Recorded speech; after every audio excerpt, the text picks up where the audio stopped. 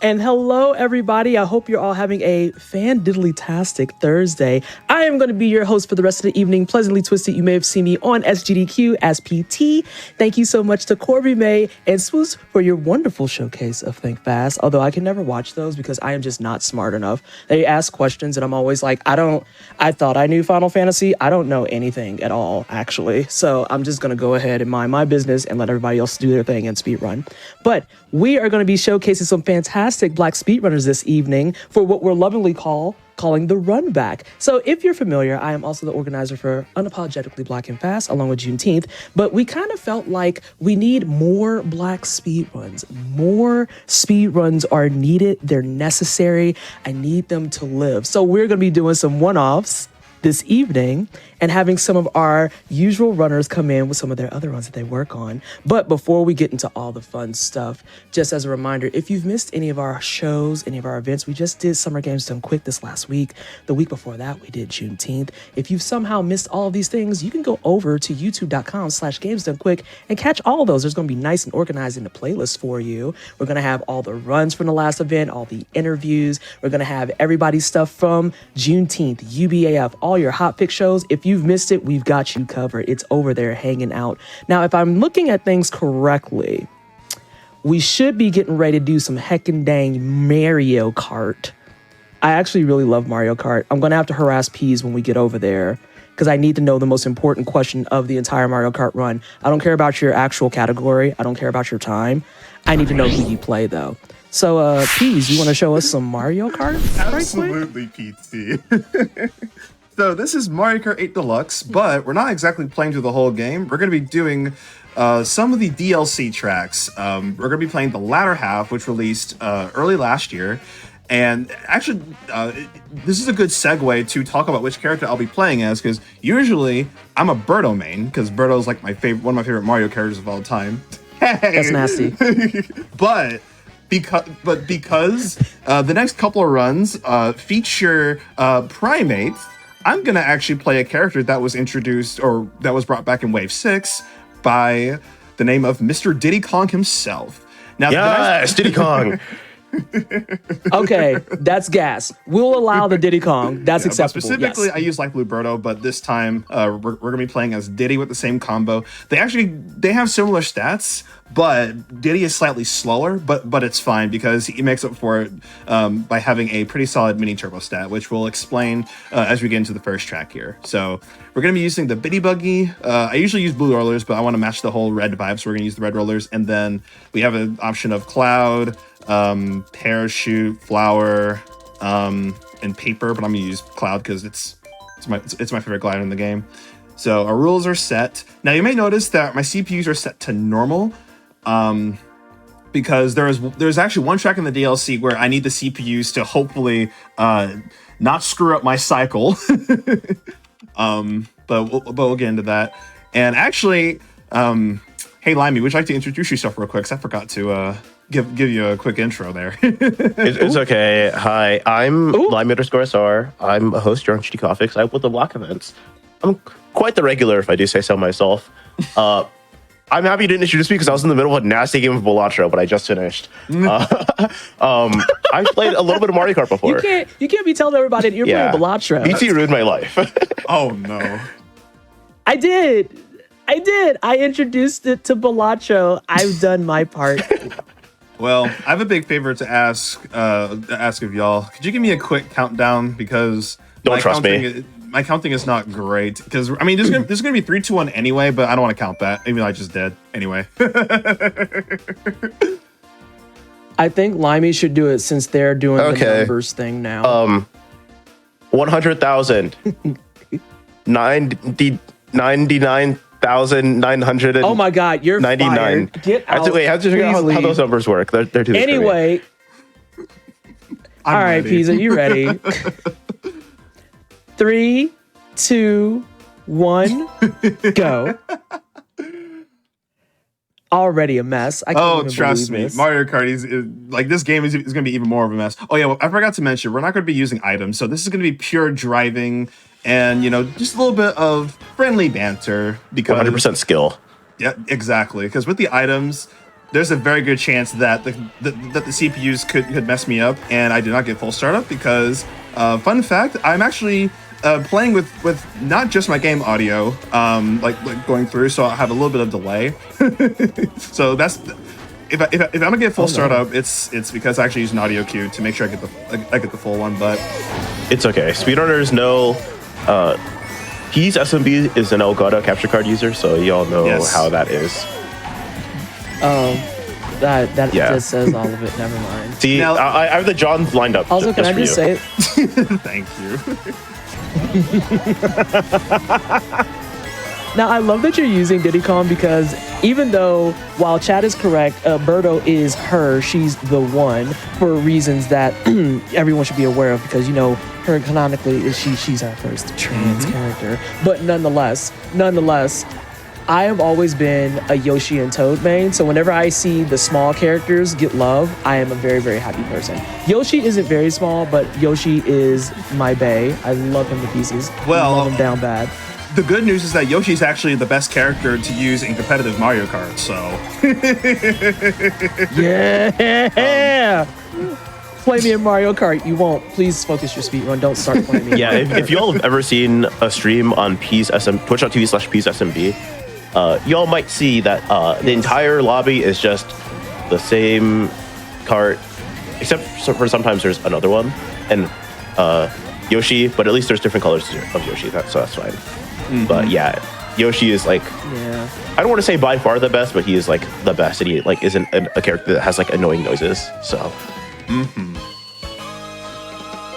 So how does it work that you are actually going to sit here in like straight up skill mode and you're not going to play with items? Like, do you ever get stressed out? Do you ever have moments where like the computer tries to beat you up, or did you turn off items? So yeah, I do turn off items because I do not want to get owned by the blue shell or get hit by lightning. Yeah, it's not fun for the speedrun.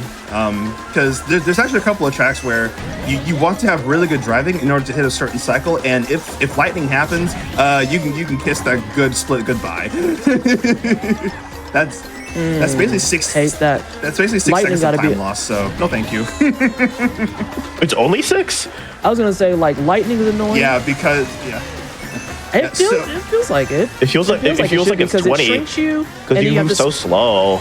Oh well, that's fair. So basically, so the way that lightning works is that if you're furthest behind, you'll basically shrink up faster than the people in front of you. So if you have a lead, you're gonna be small for at least 6 to 10 seconds. And it's not fun. No, that's violent. That's actually violent. Like, if you had to pick an item that is absolutely the bane of your existence, everyone says they hate the blue shell, and it's like, well, yeah, you hate the blue shell. It's because you're in first place. That makes sense. But what is the item that when you get hit with it, it's like no calm, no chill, only violence? Because I think lightning is up there, but I feel like whenever I hit a banana specifically, there's something about the banana peel that's so explicitly disrespectful because it's there and you could have dodged it, but you simply didn't. And now I'm just like, nah, I'm just angry now. Well, in my opinion, and this isn't an item in this game, but oh my god, when I get hit with a static cloud in Mario Kart Wii, I get mad. Yep, same. I forgot about the static cloud. The static cloud's annoying. Like in Mario Kart Wii, like if I get run over by like the mega mushroom, it's like it's whatever, right? Like I couldn't really avoid that to an extent. Like I can have jaunts, it's fine, but like the static cloud, I just hate that item so much. The static cloud's obnoxious. Like, I know that people are always like, oh, but shells. And it's like, yeah, but shells is like, sometimes you get lucky because people got skill issue. Other times you might be pro and you can dodge. It's just stuff like static clouds, bananas, lightning bolts. Those are gross. Bullet bills, I don't even think they're obnoxious. I just think they're funny. Like, imagine minding your business and someone just comes screaming past you and like, you know what? I deserve to be hit. That's fine. This is fine. I'm a chronic camera flipper backer, so I never get hit with the bullet bills. That was a cute little skip, though. That's the infamous DK Summit double cut, and somehow got a pretty decent adjustment. So this, I was gonna say, this is a fan favorite, but in the competitive scene, this track is terrible online. So that cut is one of them. So the caveat to playing the Biddy buggy, for example, is that it's lighter than the Teddy buggy, which is actually the fastest and the better car. But I use Biddy because it has the better mini turbo stat. But the thing is, people like to but you can basically just get bumped at this cut, and I'm gonna have to play it safe because I messed up here. So that's cool. We didn't fall off though. We did. Like, all I care about is not falling off here. So. Is it possible to overshoot it and then go out of bounds? I've done that a handful of times. There's actually something called smart steering, which you can turn on, at least online mid-race. And basically, it prevents you from falling off the track, but it also prevents you from taking shortcuts. So, competitive players basically, obviously, like, speedrunners and competitive players, they're very good at menuing. So when you master plus L plus, you basically just fall off the track less. Wait, I thought it was on R. Oh, because it's on L, that makes it feel so much worse, I feel. Because it's like the game telling you, like, oh, smart steering is an L. But my favorite parts of your streams, again, everyone in the Twitch chat, go follow twitch.tv/psmb/subscribe. Yes. My favorite parts of your streams are just like when you're like playing lounge and you're about to fall off because you like mess up a skip. And then you just like kind of yell for a second and then turn on smart steering and everything's fine. Yeah. Like I can make an entire like clip compilation with just that. It's my favorite. Oh my gosh. I feel like Mario Kart is like the perfect game too, because I've never approached it from a competitive side, obviously, but I've always played casually. And even playing casually, you can get some of those like nice tips and tricks going. You can accidentally find some good shortcuts that are like, nah, I'm going past everybody. And then you have your intentional shortcuts. Everyone at this point, I'm just going to say it plainly, if you're playing Mario Kart at this day and age, you probably are pretty good at drifting and whatnot. I remember when they first introduced drifting, I think was it 64? I don't think it was 64. It might have been. Is that when they started giving you the clouds that changed colors and let you know how you were drifting? Yes. Okay. Yeah, yes. Mm-hmm. That was 64, and then they kind of amplified it a bit in Double Dash onwards. I mean, Super Circuit is kind of, I forget how the drifting works in Super Circuit. It's like roughly similar to 64. Yeah, it's like a mix of 64 and Super. Mm-hmm. Okay. So this is actually the track that I actually have the CPU set to normal on, because I need for them to hit the cloud so that I don't have to do that all that hard work. But I'll go for basically the setups 3 times anyway, just in case they don't. But lap 2, I don't want them to hit it because that's gonna mess it up. Okay, they didn't hit it. Cool. Nice. So now I just need to hit it there, and then now lap 3, it's optimal for them to hit the cloud. I don't know the exact time as to whenever the cloud goes away. But the good thing is it's not RNG. It's basically execution. As to whether or not like you'll get it based on how good your driving is. So. I just caught the delay on the stream and I saw the dude in the back, and this is a Yoshi stage because I remember that face. It's Yoshi's Island. I love it here so much. This is one of my favorite tracks, like in the game and in the DLC. So this is where I'm gonna play it safe and trick. I'm gonna hold down to get some height, and there we go. Victory. Nice. So if we miss the cloud, you can kiss 4 seconds goodbye. Oh no, I hate that. But I have to go ahead my and goat say never it for misses though. I'll say I have to say it for everyone. What I don't hate, and this is where I become a toxic Mario Kart player, is when you start lapping other people, because it's like, hate that for you. You should, you know, your gas is on the right. gas is on the right. Please don't ever play Mario Kart with me. I am very toxic. Alright, so we are in the latter half of Wave 4, starting with Bangkok Rush and Mario Kart Tour. I forgot to mention, so the tracks, I'm pretty sure if you play the DLC, you would already know that a lot of the Mario Kart Tour tracks, actually almost every single track from Tour is in the DLC, as well as fan favorite courses. I think they did more of that this time around versus at least like actually they did it in like every single wave. Like Coconut Mall is in the DLC. I'm trying to think of others. There's also Waluigi Pinball. That's one of my favorites. Even though they just copied and pasted from Wario Stadium, which is obviously the same, but like they didn't add a funky remix or whatever. At least they added in the item roulette from DS, so that's pretty nice. But other than that, the rest of the DLC, like Wayport onwards, I think they did a really bang up job with the track choices and some of the unique designs. Because most of these tracks are also in Mario Kart Tour, which is also the big inspiration to basically keep this game. Because in 2022, we could have gotten a new Mario Kart game, but since this is like the best-selling Mario Kart game of all time, they made the smart business decision to add on to it. So I feel like there's someone out there that heard that and is like literally in shambles. Just straight up. And then the next Mario Kart game is gonna have 32 tracks, and everyone's gonna be like, "What?" Right. Yeah. Actually crying and throwing up everywhere. Because honestly, by now everyone has a Switch, so and they're not like they're kind of like, I mean, a Switch 2 is obviously in the works, so we're like the next Mario Kart game is definitely going to be on the next Switch, or I should say the next console, because we don't even know if it's going to be it is going to be a Switch, but yeah, Nintendo's very vague when it comes to these things. Yeah, I know that somebody was like talking about it, and they're just like, "Oh, we're gonna get news on the next Switch," and it's like, okay, well that cat's out the bag, I guess. That's awkward for all parties involved. But hey, Switch 2, Switch OLED, I remember was the idea for some people. They were like, "This is gonna be Switch." Oh wait, I recognize this course. Hold on a second. Hang on, I'm gonna be quiet. I'm gonna be quiet. I was like, wait, I recognize this course. So I love Mario Kart. I only have played a little bit of 8, but the last time I played heavily in earnest was on the Wii when they introduced the motorcycles.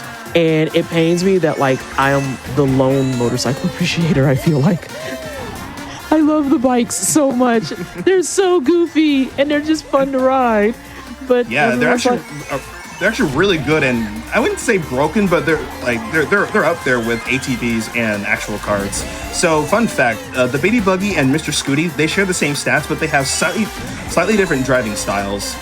Personally, I play both, but I drive so much better on Biddy, but I use Scooty because it has a smaller hitbox. So really?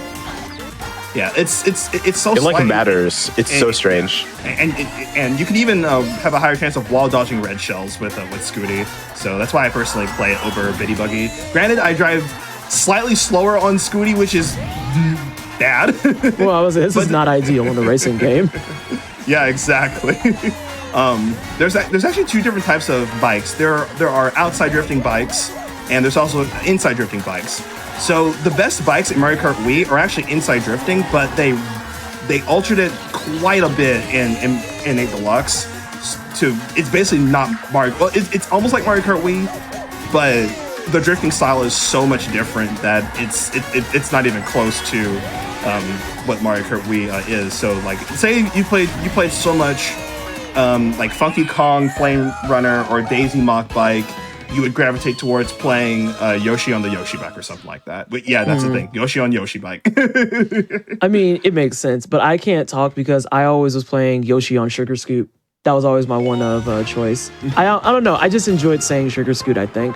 And then my first car, I wound up naming it Sugar Scoot because of that. It was a good car too. Sugar Scoop. Oh no!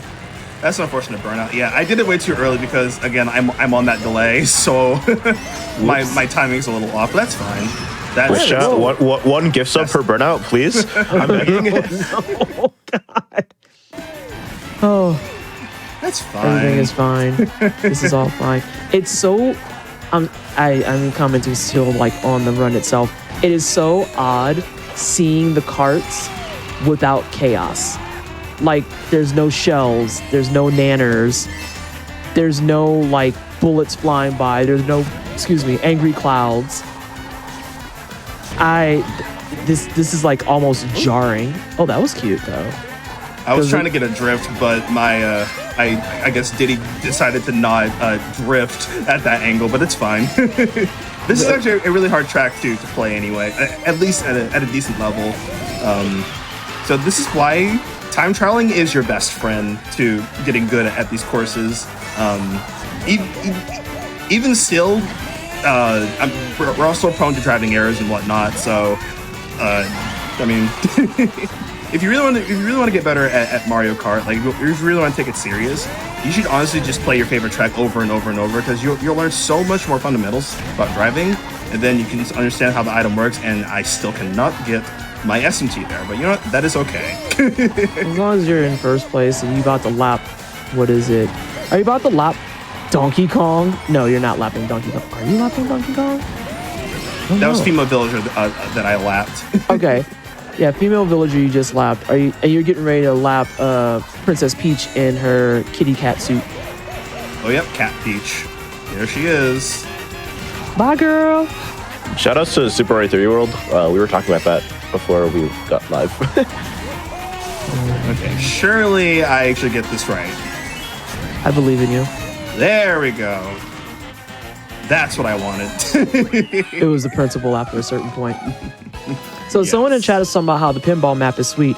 I would like to know, what are y'all's favorite maps? And it could be from any Mario Kart, because transparently, I done forgot all the names of the maps. I can see the map in my brain. I just don't know what his name. I know it's Yoshi something, but what are y'all's favorite maps? I think my favorite map of all time, it's close between Donut Plains and DK's Jungle Parkway from Mario Kart 64. Fire. It's really close. I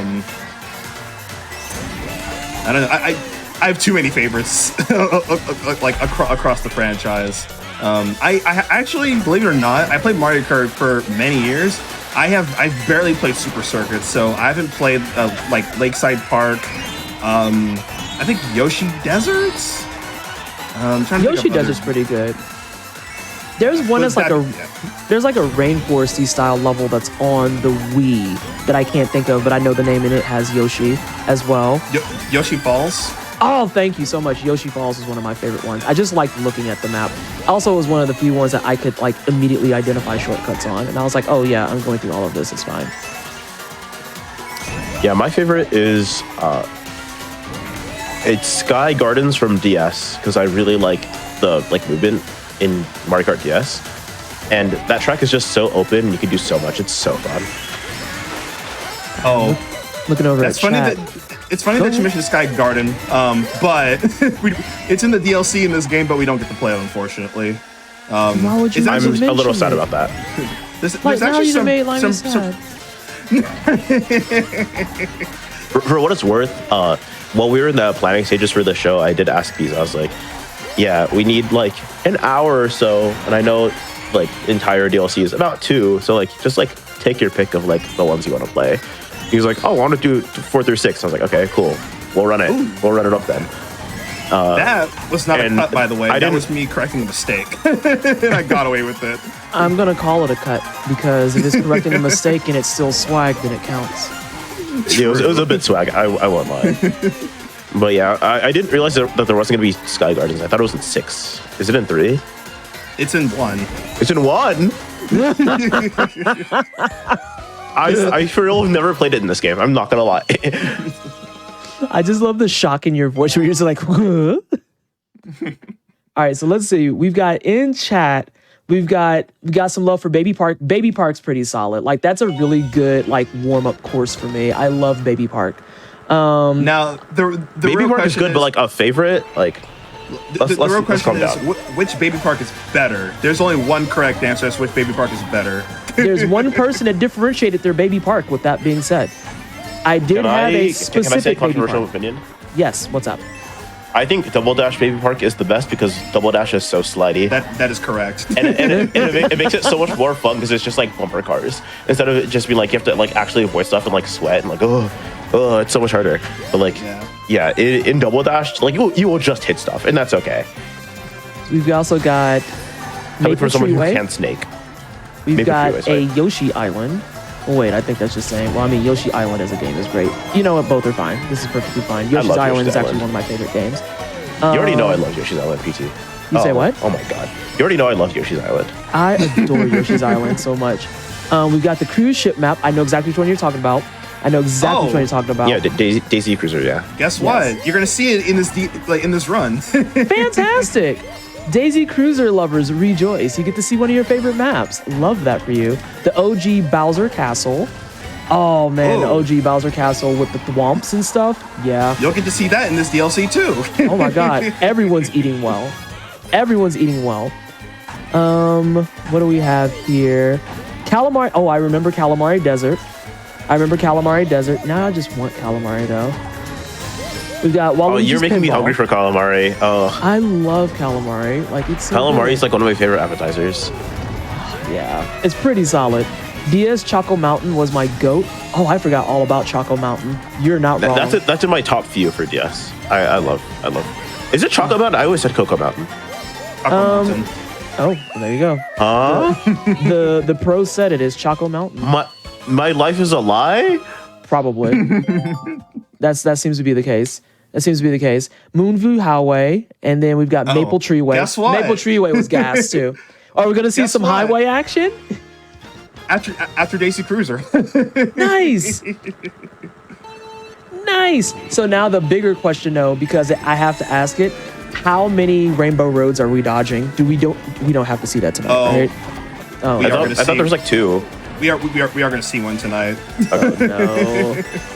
But it's actually everyone's favorite Rainbow Road from the Wii. So Wrong. DS is better. that's true. Oh, That's I true. love the little dinner tables. Oh, goodness gracious. I love Wait, how are we on Daisy they Cruiser? remastered this. Yeah, this is Daisy Cruiser. Yeah. I was going to say, wait, this is Daisy Cruiser. I remember those tables, and all the shy guys are just trying to mind their business having lunch and getting ran over. Like, imagine trying to eat calamari and then someone just, like, drives by and takes it. I would be so Yeah, I'm seeing a chat comment right now saying peas is amazing. I know It's you're in the true, middle of I see a it. run, but people should follow twitch.tv/peasSMB. Yeah, you should probably follow that. It's in the pin if you can't find it. We've got you covered. Go ahead and click that pin, click that purple link, and then click that there follow button. They even made it simple now where if you click people's names, you can just click the heart and it's taken care of. We love an efficient process. It's also in the title. You can just click true. in the title. It's true. It's that easy. We've got lots of options. Depending on how and where you like to click, you should go follow Peas and just Should also support Juneteenth and unapologetically Black and Fast. Hello, DK. Oh no, we're lapping people again. So since we're all talking about some of that stuff as well, yes, there was a question about it in chat. This is a one-off. Now, I'm not going to tell you how to live your lives, but I'm just saying if it gets enough traction, maybe we can make some more stuff. But I'm just throwing it out there that you should do !UBAF if you need more information about Black speedrunning events here at GDQ. We have everything up on playlists. I want to say Juneteenth 2023 and 24, 22, 3, and 4 are all up. UBAF 22, 3, and 4 are all up. We've got some of our fantastic runners showing up in chat too. Everyone give some love to Anarchy hanging out in chat because Anarchy, absolute GOAT in Wolfenstein games, pro Uno player, and also just A+ human being here to support Peas because of course she would. An awesome Of course. person And also to Sprinkle support Theory was in chat earlier too. Oh my gosh, I missed Sprinkle. Hi, Sprinkles. Oh, I see her now. Hi, girl. Hey. Sorry. Oh, I've seen this track too. Which track is this? What highway is this? This is Moonview, yeah. Highway. It's Moonview Highway. Yeah, I was gonna say, I remember this track. Okay, so someone said this is their favorite. I have a confession to make. I am like lukewarm on this track because I would get so irritated when I would get ran over by cars that somehow would come up behind me. And I'm like, but how? But how? But how? That doesn't make any sense. I'm being beat up, and for what? Why? There are also times that I was actually just bad. This is perfect. So we just got the time trial cycle from Moonview Highway, and that's like my best and my favorite cycle. So here's your unfun fact: this track has some RNG layouts to it. So you can, if you pay attention to where the boost panels are placed, you can either just roam on them for free or just use a mushroom to basically like stay tight and skip past them. So that's like the only gripe that I have about this track is that there's RNG to it. But other than that, this is a pretty solid nightly drive, I would say. And maybe that's why I had problems with it, because I thought I would have a route picked out, and it's like, nope, JK, that route that's not there no more. Oh, we got one more sliding in for Toad Highway. Oh, Toad Shrimp. Oh, gracious. Oh, I almost hit the car. yes, you did. Does Diddy Kong have insurance? Is Diddy Kong old enough to have insurance? Oh, I always thought Diddy Kong was like he was like 25 or something, but he just Whoa! like looked young, you know what I mean? I always thought he just looked young, you know what I mean? Like that exists in real life. Everyone say hi to Birdo. Hi, Birdo. Why would you hit her? Well, that wasn't my fault. That was the game running into her on purpose. I'd already finished. Diddy Kong is anti-women, I fear. And if you in chat are pro women, you can go to you can type !FF in the chat to find out about fatales. There's one of them coming up soon. Yeah, it's Flame. I don't know what the announcement is for that. Yeah. No, it's Flame Fatales. It's coming up. It's going to be August. Actually, someone should do !FF. I think it's the 25th.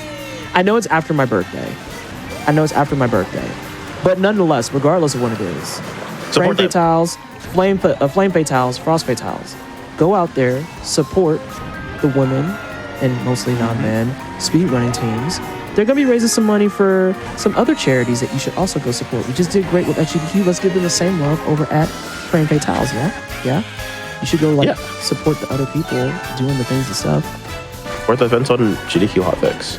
Thank you. 18th and 25th. No, you're fine. Most importantly, remember self-care, because this track. Now, we're actually racing in the bathroom. You know what? This track is telling me my skin is oily right now. You know, that's so disrespectful. That's so rude. And not you said your skin is oily. Whoa, the toothbrush is in the bathtub. I have some concerns. Wait a minute. That's their cleaning toothbrush. It's okay. You know what? That's real. That's real. Like who doesn't have a cleaning toothbrush? You know what I mean? If you don't know what that means, don't admit to it. Just leave it be. You have a cleaning toothbrush now. Okay, you got 3 cleaning toothbrushes.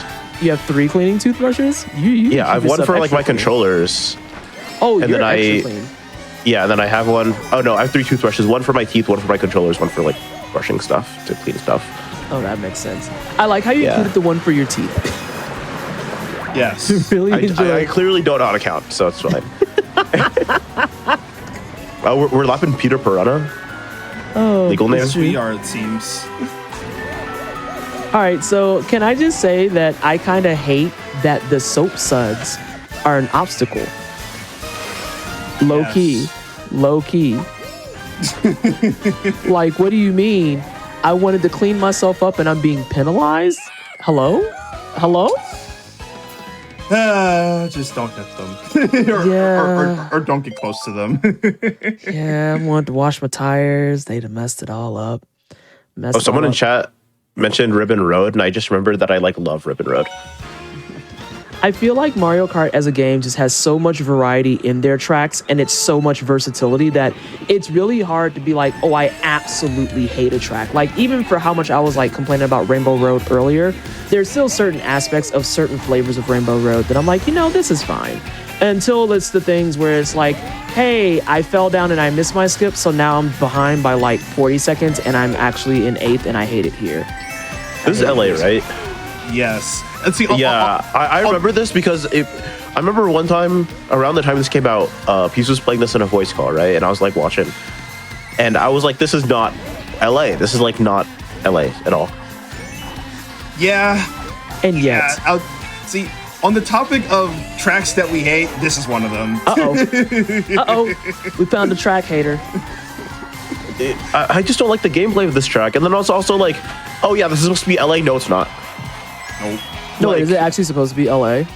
This goes like super inland, and then it's like, okay, now there's like oil everywhere. Like, that's not LA. That doesn't happen in LA. Not the False Angeles. Whoa, that's out of control. False Angeles is so out of control. That's out of control. Santa Monica Pier Social. That's not LA though, right? Like, y'all about to make Limey upset. Also, I just love the and then this isn't LA either. This is like Fresno, Bakersfield. Like, that's like 4 hours away from LA. I mean, maybe it's just under construction you didn't know about. I don't know.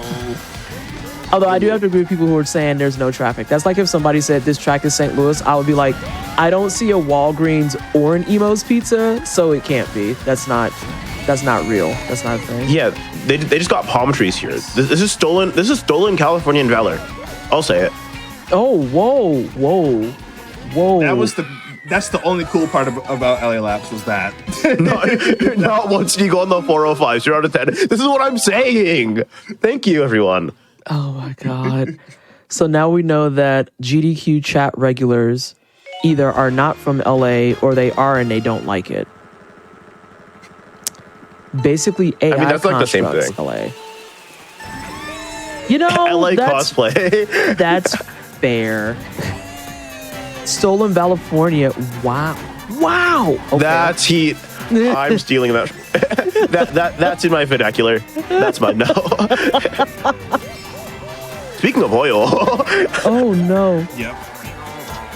They should have done Tucson, Arizona, not LA. There's a lovely 50-ish mile bike route they could have used. 50-mile bike route? Homie, whose legs is doing all that? What do you mean? Oh, that sounds scary. I was just gonna mention how this is like a dinosaur track with like dinosaurs, and it's supposed to be like, oh wow, dinosaurs are so cool, and then there's like oil because there's no more dinosaurs right now. I know that this has nothing to do with Mario Curious. Kart, but I need everyone to know that the gritty goose is always out of pocket. Always out of pocket. I've never seen this emote before. My jaw's on the floor. Oh, hello, Diddy. Wait, how old is that? That's a Twitch emote? How old is this?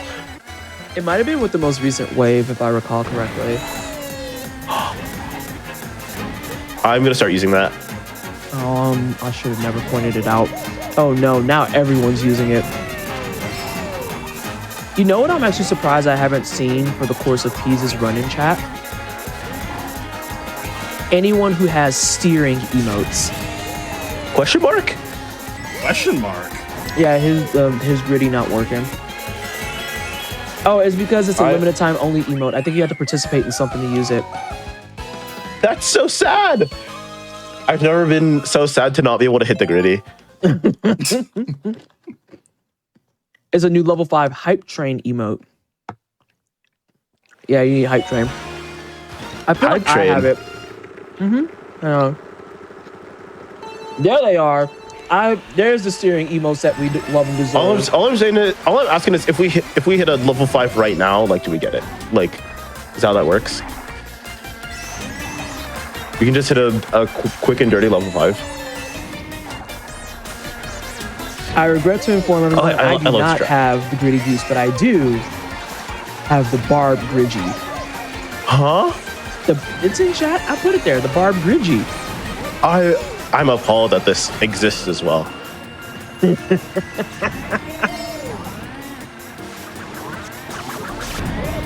Speaking of steering, I forgot to talk about the most important thing about this game: the coins. Oh yeah, I was gonna ask why you're getting like certain coins and stuff, because are you like, what's going on with that? So back in Mario Kart 7, they actually reintroduced coins. And basically, coins make you faster. Having 10 coins basically puts you at around 2.5% faster than your base speed without any coins. So you could literally pass someone because they have like 0 coins, and that's happened so many times in my competitive Mario Kart events, where either I get punished for not having enough coins, or I just straight up pass someone because they have like 5 coins and I have 10. That being said, there's some strategy to it where you can trail an item and just basically force the person to slam the brakes so that they don't get trailed by a green and whatnot. So, but for time trials and speedruns, it's very important to have coins. So that's one big thing to keep a note of if you're ever trying to be faster in this game. Just always go for coins. In all the years that I've played Mario Kart, I never knew that coins made you faster, and now I feel like the biggest dunce. Is it even like explicitly stated anywhere in game? The last time I checked the in-game manual out of boredom, I think so. Actually, I could be. I've never read the in-game manual in my life. Checking an in-game manual out of boredom is real. That's so real. I think that's like the same energy as like like your parents drove you to like GameStop to like get a game, and then you like open it up, and obviously can't play because you're in the car on the way back home. But like you're looking at the manual and you're like excited. I think that's the same energy. But no game manual will ever beat the Sonic Heroes game manual. Correct. In my opinion. I don't know. Actually, I'm gonna take back my correct because the Sonic Heroes game manual is pretty good. I've always going completely off tangent, but also we're gonna get back to talking about this heckin' dang video game you're playing. One of my all-time favorite video game manuals has to be Brave Prince of Musashi. It's one of my all-time. I can't believe favorites. I'm trapped in a call with 2 Sonic fans talking about Sonic games. Yeah.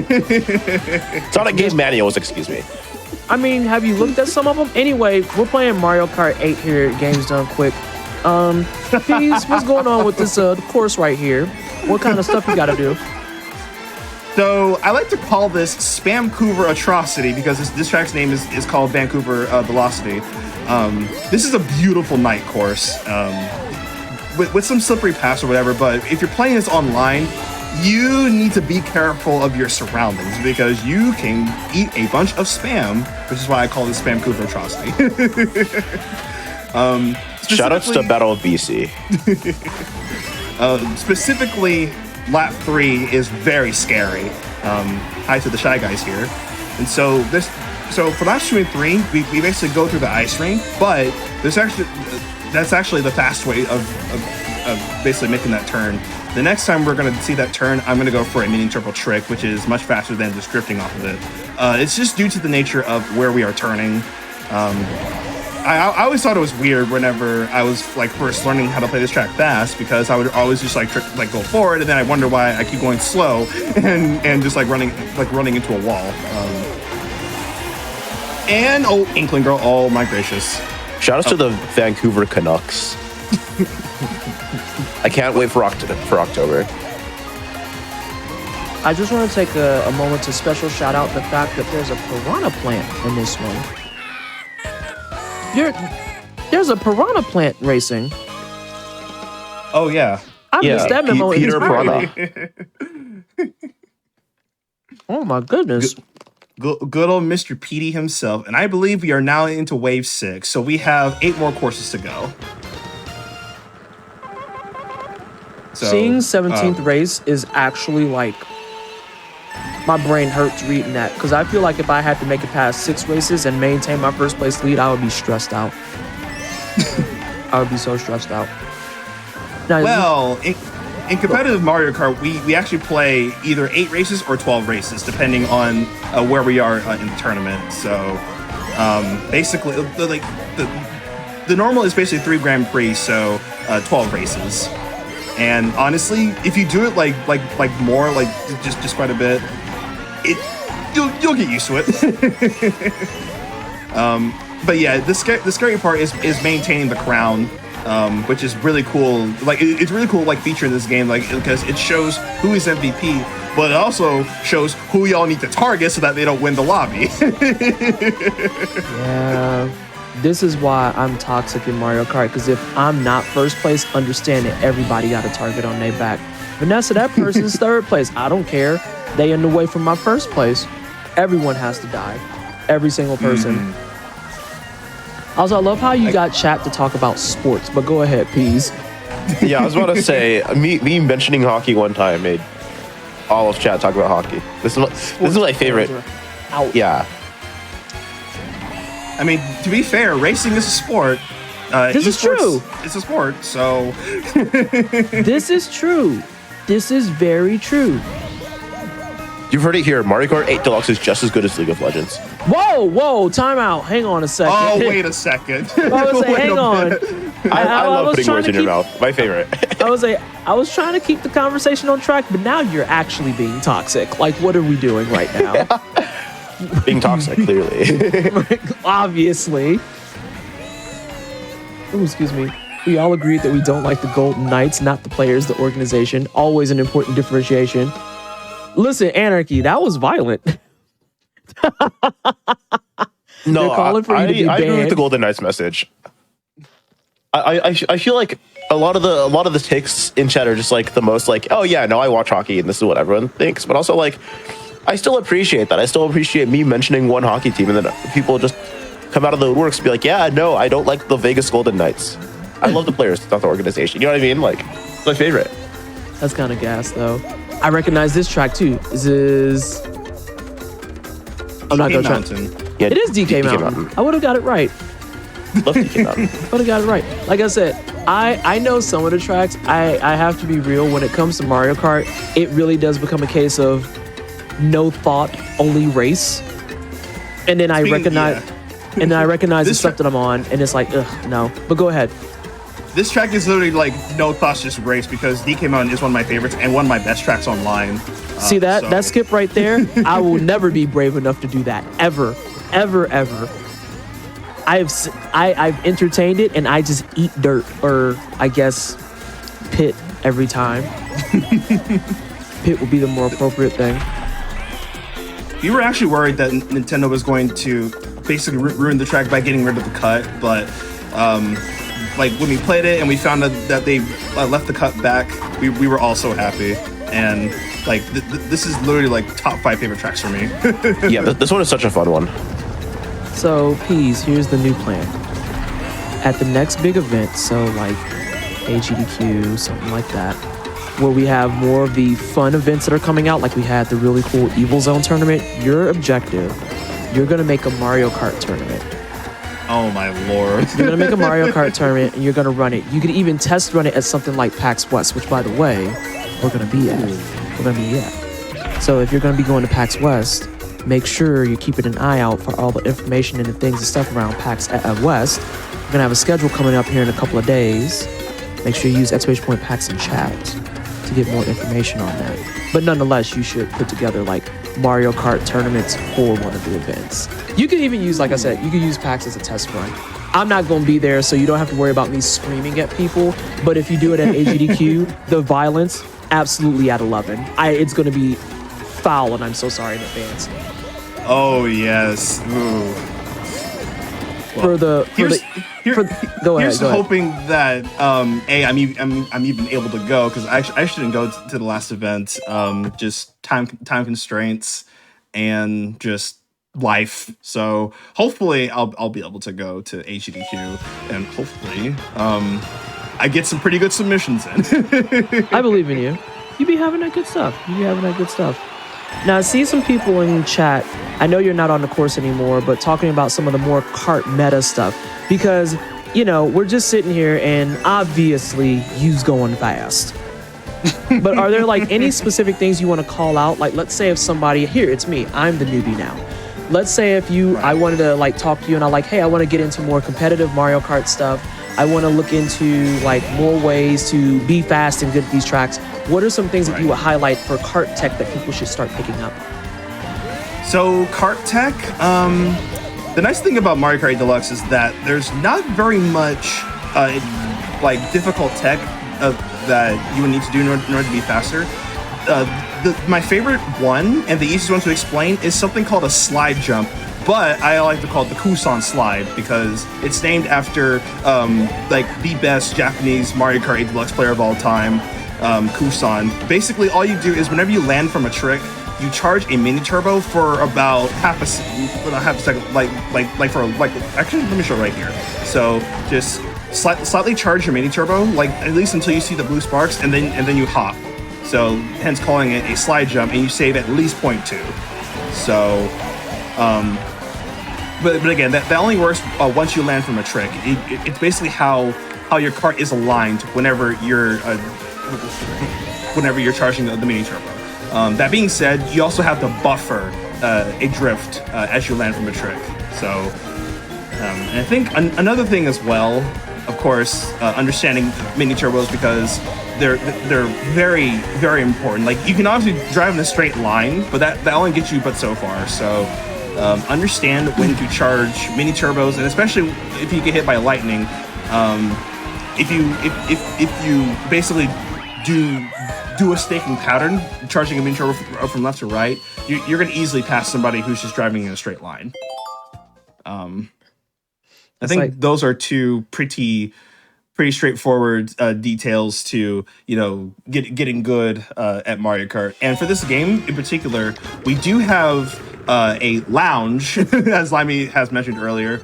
It's very large, like literally like over 20,000 people like literally play like lounge daily. So like at first it's a little daunting because the Japanese community makes up a very large portion of the server, and also you learn how to fight against them in those worldwides. Many people who have seen my runs, or I even mentioned Mario Kart, they're like, oh, I could not beat like worldwides are so tough. And then I just tell them there's something like called a lounge server, yada yada yada. If you do this and this and this, you'll be able to beat the Japanese. And then they're like, wow. Wow. Like that, I had to like process all that for a second. I was just like, huh? Oh, okay. Okay. Okay, Yeah. dude. Mario Kart 8 Deluxe's cup. Yes. Oh my gosh. This makes me want to boot up my Switch and like put in Mario Kart. It's like maybe I should go pick this back up. Though I think I'm gonna lock in real quick. I'm gonna lock in real quick because there's a very important NISC coming up, and I've not actually practiced this in a hot minute, so let's see if I can get it. I believe. I do too. Oh, I got it. Nice. Yeah, that's my go. Nice. That's Yo, my go. that was heat, my goat though. never misses. That was actually gas. Like that. And my goat's on Twitch.tv, so. Twitch.tv/Peas SMB. Note that Peas is plural, and then it says SMB. You follow Please them. SMB/subscribe. Yes. The /subscribe is out of control because we're on Twitch. Oh my gosh. Oh, I don't think I've actually seen this level, and this is stressing me out. I hate it here. I hate it here so much. Oh yeah. Yeah, Piranha Plant Cove is pretty fun. There's actually another version of this called Piranha Plant Pipeline, but that was only in Mario Kart Tour. Well, both these were in Mario Kart Tour, but for whatever reason, they chose to not bring this back in Wave 6, or bring Pipeline back in Wave 6, but they brought back Cove instead. But regardless, this is a really fun track. So, I think we have 4 more courses left. Yeah, we have 4 more courses left. I have not been keeping track. I've just been playing the game as I usually do. This is like your casual Thursday night chill session. You're like just, chilling out on some Mario Kart. Like that's the tweet right there. It's like casual Mario Kart, come hang. And then people come in, they see you like skipping entire triple hairpins of maps and stuff. You're just like, yeah, so we're just talking about hockey teams. And that's like it. It's like, what is happening right now? Also, I have nothing to contribute. I put the chat into a state of chaos, and I have take nothing full to contribute to responsibility for hockey. it. I used to be a sports ball girly, and then I became a no ball MB, and it was like, okay, fine, whatever. But the only thing that I'll always hold dear to my heart is with football specifically. My favorite team is anyone who beats the Patriots, and I'm gonna just die on that hill for eternity. That's my goat. That's my goat. Like I don't care about anything else. Who's playing the Patriots? I'm their biggest fan. I'm their number 1 fan. Give me the jersey. I'm the one that cheers for them now. But yeah, That's why I started though, because like with hockey, it's like, well, I don't really know who I like yet, but I know who I don't like. So it's just whoever plays against them and then beats them, my favorite fan, or I'm their biggest fan. They're my favorite team. All right, so yeah, I think you do have. Oh my God! Did you just drive through that whole plaza? What are you doing? Yes. Not this. Again, a casual day, minding your business, eating some cheese curds, and someone just zooms by and takes them. Sir, sir, what are you running around here? But yeah, I think this is. I think you got like 3 more after this. Yeah, 3 more tracks after this one. This is actually the last Mario Kart Tour for the run. Actually, like the last like city tour track that they have made. So no more Mario Kart Tour after this. Oh no, and we still got to see that. Is Rainbow Road really going to be the last track, as is tradition? Yes. Okay, Rainbow Road, I guess. I just love that. Oh, what in the Rocket League? No, we're good. We're good. That would be a dope, new mini game from Nintendo, because they have all their sports spin-offs, but where is the game where you use the shoe? We want that one. We want that one.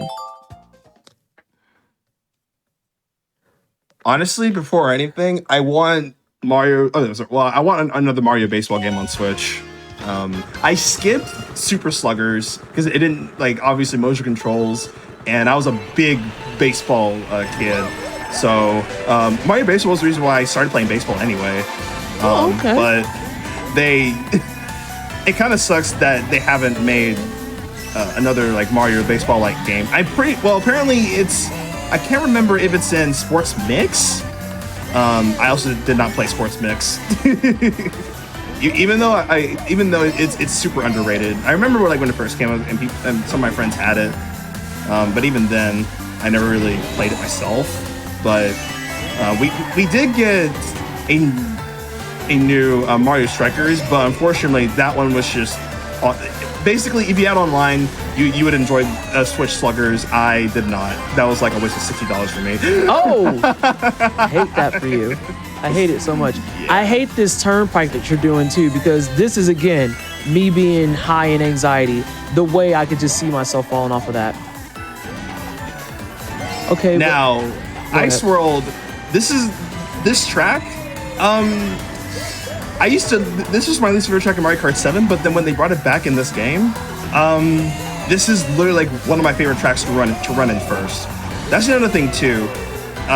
If you play competitive Mario Kart, there are certain tracks that people like to pick for first so that they can get an easy breakaway. And it's also tracks where you can easily catch up on due to the nature of the item set, or essentially how the beginning is. So like this beginning, if you drive so close to people, you're getting pushed off or drafted off the track. That's what you don't want to happen. Have we talked about soft drifting yet? Oh, yeah, we have not. Oh yeah, actually, can you explain soft drifting, Limey? Yes, the one thing I know how to explain. Yes, it's my time. Okay, so you can kind of see Peas is drifting a lot because the way that we have to play the game is very focused on mini turbos. To maintain a good line, especially as he's snaking through these straightaways, he will do this thing where he will start to drift, and he'll kind of hold a very shallow angle along the top of the stick instead of just kind of holding straight in, because it will help him charge the mini turbo still faster than just holding neutral, but he'll get a shallower angle, and it's very useful for a lot of lines. It's very, very important. I hope my little demonstration was visible, but yeah, that's basically soft drifting.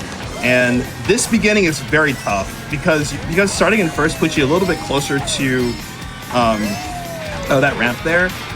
You're trying to get an empty trick and a Kusan slide into another trick, so it's very it's very tight. So this is we call it BC3, but this is Bowser Castle 3. Not to be confused with the one in the GBA version. Not to be confused with that one. This is the original. I'm just impressed that I was able to keep up when you said that going to that ramp is dangerous because you're going to try and get a trick out of a Kuzo slide right away. And I was like, oh my God, I think I'm learning. I get it. I see what's happening. That was dangerous. Character development. That was, I can't say what I want to, but that was very, very close. Yeah. Fun fact, if I was a little faster with my driving, I could actually not worry about that cycle completely. But this is the safe lines that I take just to make sure I'm able to get through this part and to ensure that I get the double trick there off the flop. Oh, that was perfect. That was perfect. And now that lava doesn't come up, I need to make sure I don't fall off the track here because it looked like I was just about to. I mean, your last lap, it looked like he was about to. That's why I was like, oh, Inkling Girl, please. Okay, cool. She was in my line. I'm seeing some love for the lines in chat, please. All I'm saying is, if you love the lines, you should follow my goat on twitch.tv/PSSMV/subscribe. Someone just booty bumped you. It's in the pinned message, and it's also in the title. It's follow Peace. You can also watch his runs whenever he inevitably gets accepted to another Unapologetically Black and Fast! UBAF. Yes, it's true. It's very true. Go get those. I think if you go to the UBAF playlist and the Juneteenth playlist, hold it, we're on the final race. Everybody lock in. Never mind, it's Rainbow Road. Everyone hates it here. You don't have to lock in. You can see some of Pease's runs because I think Log in or log out. I'm taking that. Oh my god, I am taking that. Actually, I don't know if SJ is in chat. I'm taking that for the next time we do Elden Ring co-op. Lock in or log out. One or the other has to happen. But this thing where you keep dying, I'm not about it. But I'm so happy that this is gonna start catching on now. I love that. I was gonna say, Pease, I think for UBAF and Juneteenth, you ran Puyo Puyo a couple of times. I think you did, there was like I forget what it is, but it's like Puyo Puyo and Tetris, and you did the Puyo Puyo side. I believe you've done some heckin' dang Monkey Ball, which, by the way, if you're enjoying Pease's runs, you should hear his commentary. He's gonna be on the next run doing some heckin' dang Monkey Ball. And I think those are the main ones I've seen you run. I think there's one outlier, and I can't remember off the top of my head what it is. It was Pokemon. Ah, yes, Pokemon. How could I was literally about to say it was probably Pokemon. I was like, how could I forget that? Considering the fact that I was commentating it and I had to explain to the chat how I don't play Pokemon games, and people were like, "How are you on the couch?" And I was like, "I'm not on the couch. I'm the host. I'm here." I'm not on the couch. I'm having a good time. Yes. And I was just like, I don't know any of what's happening. I was like that actual auntie just going, "That's nice, sweetie," for a lot of it. Is this Mario Kart Wii Rainbow Road? I don't know. Yes. Okay. Yes, it is. It's a lot different because this is 100% anti-gravity. That's another thing. Well, then again, Mario Kart has been like out for 10 years. Everyone should know that this is like this Mario Kart. This is the only Mario Kart game with anti-gravity, and you basically go faster if you hit somebody or if you try to run into somebody. And actually, which brings me to this neat little. Now, well, it's a fun fact, but. I can't remember like the exact name, but the reason why they actually made it so that whenever you run into someone on anti-gravity, it's some Japanese game, I think, like not a video game, but it's something in like real life racing. And I think someone compared it to Beyblades or something like that. I don't exactly remember, but. Bro, I love Beyblades. Don't even get me started. On the playground, I was undefeated for a little bit. So someone is asking, I don't know if you did it already, but did you do a rail skip? Are you going to do a rail skip? I don't know what that means. Well, the only thing I'm going to do is time. Oh, fantastic. Not you ran off the edge for time, too. Okay, so I think we got one more question before we're gonna let you do like some minor shout outs because you're gonna be back on here, so I don't see the reason for you to be like, I'm gonna give all my shout outs and then I'll see you in 2 minutes. Someone said, what was the reason behind the cart and wheel choice? Sure. So the reason why I was using Diddy on the Biddy, Diddy Biddy, is because I want to maximize the mini turbo stat as much as I can, and it's also easier to crank out drifts and mini turbos versus using Teddy. So, and also the glider choice as well. It's one of the lighter ones, so it basically allows you to crank out the drifts versus using like a heavier glider where it's much more difficult to basically handle. So. And then I'm trying to think of video. I was trying to think of something else. Well, while you're thinking of that, someone, Lonely Neuron, would like to know, are you a total boss online?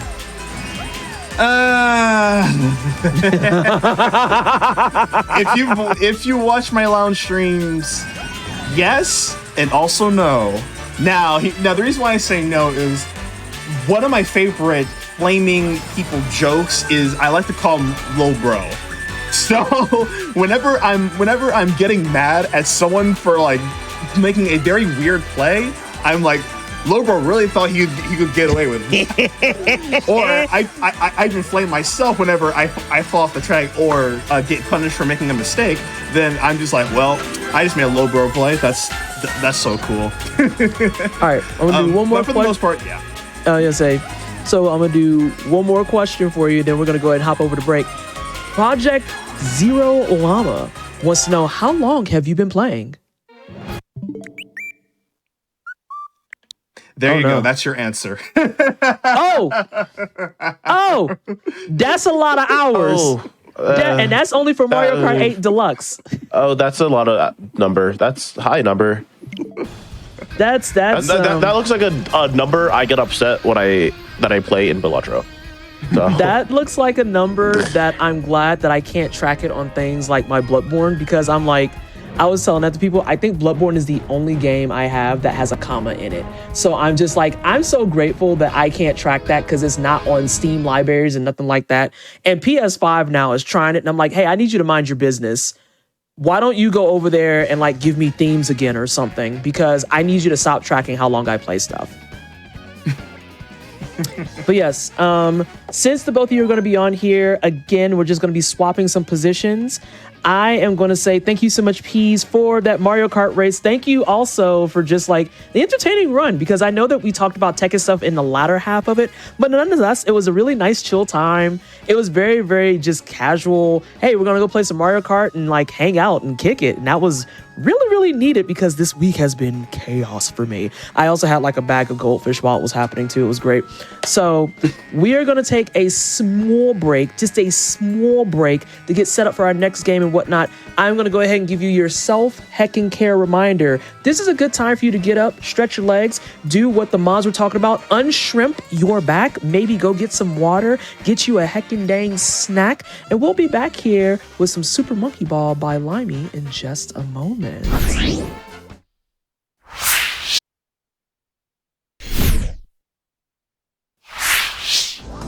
And welcome back, everybody, to the Runback. I'm proud of myself because I almost called this the Run Black, and I felt like that was a little bit too on the nose. But now that I've said it out loud, I kind of feel like everyone's going to be like, no, that's probably what you should have called it. So we'll just call it a missed opportunity. And if we come back on here at some point, we'll call it the Run Black. Everybody will know what we're talking about. But we talked a lot in that last run about things like Frame Fatales and how they have an event coming up and how you can find all the runs over on youtube.com/gamesdonequick. But another important thing for everybody to know is that you can join our official GDQ Discord and then just know about all the upcoming events, all the places that you can find things, and all the information about GDQ right there, right away at your heckin' dang fingertips, so that you don't have to go through and have like 800 bookmarks that you're never going to check, because that's just me being real. I don't check my stuff anymore. But if you have it in a nice nifty place, it makes your life a little bit easier. And while we're on that same topic, this is your same reminder that you can go to gamesdonequick.com/hotfix if you need more information specifically on the shows. As a matter of fact, just go to gamesdonequick.com and bookmark that. It'll have all that information that you can get in that Discord, so you have it in two heckin' dang friendly locations. You see me holding my dark chocolate here. That was my self-care. I'm eating some 72% cacao dark chocolate because I was feeling like a little bit sweet but a little bit bitter as well. So I believe our next run is going to be with Limey, who was on comms. Limey's the runner now, doing some Super Monkey Ball. I think it's Super Monkey Ball, what was it, Deluxe 2? No, yeah. It's Deluxe. It's Deluxe. Doing Super Monkey Ball. Well, you're going to do the Super Monkey Ball thing, and I'm just going to panic the entire time because Super Monkey Ball is stressful, but this is you and P's bag of chips, so I'm going to let you two take it away. Yeah, Ty, I was just on comms for the last Mario Kart run. I'm Limey_SR. I'm a Monkey Ball runner. I'm currently doing the worst challenge I've ever thought of. This is actually really hard. I have to lock in for this. This is a PB, hold on. Never mind. I was trying to bounce on the striker from the stage striker as many times as I can, and that was like 5. So that was cool. Yeah, I'm a Monkey Ball runner. I am here playing Super Monkey Ball Deluxe in Super Monkey Ball 2, which is just a fan-made port of Deluxe, which is only released on the Xbox. Don't worry about the PS2 version. You will never talk about that. It was released, it was ported onto the GameCube with like the good engine and everything. And this is great, and we're gonna have a great time doing this. You all just met Peas, but if you'd like to introduce yourself again.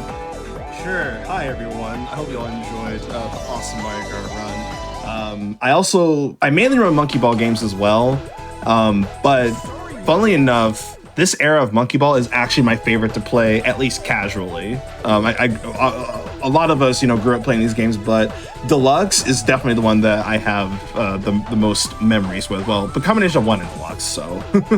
Yeah, before we get started, I just want to give a quick shout out to the Monkey Ball modding community because they create a bunch of levels all the time. They do like level gems. It's very cool. It's very accessible to get into at this point. Shout out specifically to Brandon SMB, who was, I think, they were the person who led this project of getting this ported. I have to interrupt you for a second. It just dawned on me that P's SMB is for Super Monkey Ball. I am leaving. Oh my god. That just dawned on you? Ooh. Anyways, yeah, so we're gonna be playing through story mode. In this version of the game, when they made it, they couldn't get all 20 levels from Monkey Ball Deluxe's story mode into the game. So there's just 10. It is all of the exclusive versions of the levels. So I'm gonna be playing through all of those, and I'm not gonna be using pause strats. So hopefully I don't bungle anything too badly. Yeah. Full transparency. I'm running this because Bobby, love Bobby, he had to drop semi last minute, and I was like, well, I mean, Monkey Ball is always a good time. Pieces is already on, so it's gonna be a great time. So yeah, we're just here to have a great time. Still, If you're watching Bobby or watching this later, we love you to pieces. Love you. Yeah. But would anyone other than me like to give a countdown? We can get I into did the last countdown. Peas, you got to do it. All right, I got y'all. 3. NTP says it's your turn on the countdown. Oh Lord. 3, 2, 2.5, 1. It'd be 1.5. What? 0. Go. The energy is ugly. This is Monkey Ball. If you've seen Monkey Ball runs before, it's pretty similar to all of those. We're gonna be using boosting to get to do a lot of these levels really fast and to gain momentum really quickly, because this game pulls inputs in a square. You can kind of see in the input viewer in the top right. I forgot to also shout out Complex Plane because I'm using a practice mod for this game. Yes, there's a practice mod. Yes, it is also really good. But like I said, you can kind of see that the game pulls inputs in a square. So the further I am away from the center of like the square, the stronger input I'm getting. I have to lock in for this. This is a little difficult. Hopefully I can get the skip. I think I was a little late. So basically, another thing too is that still gambling. Dang so, it. 1, 2, and Deluxe, these games are deterministic, meaning that whatever frame that you're on, you're always going to get the exact same outcome. But since we are playing pauseless, we're basically, let's go gambling. we're hoping to get clips and not zorps. So yeah, and there's a couple of levels I'm gonna be trying to just do basically the paused strat, but pauseless, where it's like a handful of frames I get to be able to do the strat, and if I don't get it, I just kind of have to restart until I get it. It is a little bit painful, but I do like playing pauseless. It's very fun, and it's pretty accessible for new players as well. Hopefully I get this. I'm bad at doing this version of the strat. Oh, okay, never mind. Nice. Meanwhile, you get it on the first attempt. Yeah. This game is a baby game for babies. That's all I'm trying to say. Wow. Exactly. I mean, I guess I can't play these for anything. I remember I tried to play, there was a mobile game of Super Monkey Ball. This is like 874 years ago. Y'all know I'm ancient. And I love the Monkey Ball mobile games. I'll say it. Oh, I'm bungling this so bad. But quite literally, I remember trying to play a mobile version of this, and I was just like so angry all the time. All the time. I was like, this game is a baby game for babies, and I'm so bad at it. This is garbage. It's hard. I'll say it, especially if you don't have like built fundamentals just from playing thousands of hours at this point. It is a very difficult game. Hopefully I get this. Nope, I don't get this. Oh yeah. I go for that every time, and I've gotten it maybe once. Doesn't lose that much time either. It's like maybe like 1 second, roughly. Yeah, not bad. Just going out of your way to try going for the clip. Yeah, for story mode, there's 10 worlds with 10 levels each. That was the first one. We're already done. That was under 3 minutes, so making good time. I'm gonna be going for this pause strat. It is 3 frames, but nope, I missed it. It's fine. Oh yeah, it's whatever. I've gotten most of the way once, so I think it's funny to try. So if you recognize any of these stages, they're actually mainly from Super Monkey Ball 1, because the way that they did the story modes in Deluxe, so obviously there's 20 stages. Half of them are Monkey Ball 2 stages. The others consist of the SMB1 stages, and some include the stages that are exclusive to Deluxe, and composition is one of them. There's actually a handful of them in the first world, but your Monkey Ball tidbit of the day, there was originally going to be a Monkey Ball 3. It was actually trademarked at some point, but it was canceled due to unknown reasons. But they actually ported over some levels that they had already made for this third game on the GameCube over to the Xbox and PS2. That being said, there's also a brand new Monkey Ball game that y'all should definitely pick up. I was actually about to lead in with that comment. 2024. I was gonna say, like, they just released a new Monkey Ball game, because I'm actually really kind of mutuals with the main Sega PR guy, and I remember seeing him talk about it. He's just like, oh, I'm terrible at this and I'm still gonna play it. And I'm like, that's real. That's so real. I don't know if you're dedicating that because of your job or because like you actually feel that way, but either way, yes. What is it, Super Monkey Ball Banana Rumble? Yeah, Banana Rumble. I can't wait to see y'all actually get to that. Get to speedrunning that in specific, because it's gonna be like all types of new stuff. And I'm still look at it and be like, yep, this is me being stressed all the time. All the time. Oh, that whole skinny walkway, this is me being stressed. Limey My cat is convinced tweaking right now. I would like everyone to know this. Limey convinced me to buy Marble Mage like 20 minutes before Pisa's run. Oh, so you took the Balatro influence and just spread it in a different direction. I see what's going on. What's a Marble Mage? It's basically just Banana Rumble, but you can't move forward. You can't move forward? Yeah, so you have to like depend on your charge a lot. It's very cool. Oh, so basically a better version of Sonic Labyrinth. Got it. Yeah. Ooh, Sonic Labyrinth is a throwback. Yikes. Yikes, yikes, yikes. Oh, that makes my brain sad. So are there... That's like... Oh, go ahead. Go on. No, you go. I'll take that. I was going to ask about some of the strats and stuff for this, because is there... Obviously, you can see like the controller there, and you're using the analog sticks to move the board around and stuff. Are there like any type of physics strats that you have to implement in order to make sure you do certain things? Like, do you need to fall from a certain distance to get certain bounce height and stuff? Or what kind of other things do you do to like make these go as fast as you do? Because I know sometimes it's like a flick and now all of a sudden your entire board has like turned around. Yeah, there isn't anything that's like super crazy in this game. But yeah, a lot of the stuff will kind of be self-explanatory, especially as we get into like some of the more complicated levels. This pack starts very like very basic, I guess.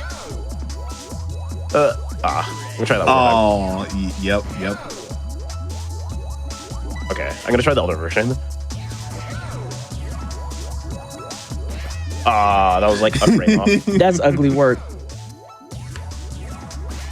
I just do Whoa! the one, yeah. I just do the one where you're way at the bunch, and it's so funny. Okay, It's bullying you. Close enough. it's almost hard. Oh no, please. You're chasing it. Just like, no, come back. Wait. Time out. I'm gonna try this once actually. Oh, let's do this first. This is a 5-frame window. That's messed up just, but it's fine. There's another thing as well. The cycles are extremely different from Monkey Ball 1 to Deluxe, and I think this is basically. I think this fan game is like 1-to-1 to Deluxe's cycles. I don't remember exactly. Yeah, okay. Some of the stages are a little bit slower than some are faster and some are slower than SMB1s due to them like basically making the cycle start like well before, like the go text shows up. And this stage is one of them as well. Yeah. One thing that I totally just forgot to mention is I'm kind of doing some of the new style menuing where it was found out fairly recently, actually, that if you hold down the R analog all the way, you can make the menu cursor advance at the full speed before the menu is even pulled up. I'm going to try this a couple of times. Okay, Nice. That's easy. It advances the menu cursor basically faster, so you can just buffer the retry input. Okay. And then, Peas, if you'd like to quickly talk about like the stage select and retry. Yo, I got you. So basically, at the beginning of each stage, we pause and we retry because it loads the stage much faster than just holding down the A button and seeing the names and all that stuff. And the reason why we stage select is for that same reason, because we're basically skipping a lot of animations. That being said, you can accidentally exit game, which you have to go through a set of menus. And actually in Monkey Ball Deluxe with the PS2 and Xbox, those versions are actually updated versions of Monkey Ball 2, and same with the Japanese version of Monkey Ball 2, where there's actually a glitch where you can exit game by accident and then menu out in order to retry the stage or go back to stage select, and that's actually the glitch that we perform for the 80% category. So even though it's like it's really super easy. I'm getting farmed. to I learned how to do this today, by the way, so I'm just yeah. So this stage is actually really cool, and Limey is definitely aiming for that part just so you get that specific bounce, and we live I'm these. taking that. That's my goat right there. That's my goat. Like you guys should follow Limey_SR because like you're so know. nasty. You should. That's my goat. Not this. But that being said, it is in the pinned message. If you want to follow twitch.tv/Limey_SR. /subscribe. You should /subscribe. It's in the title too. Jesus. That's my goat. That has the same energy as a Nastani's. People have been saying this. People have been saying this.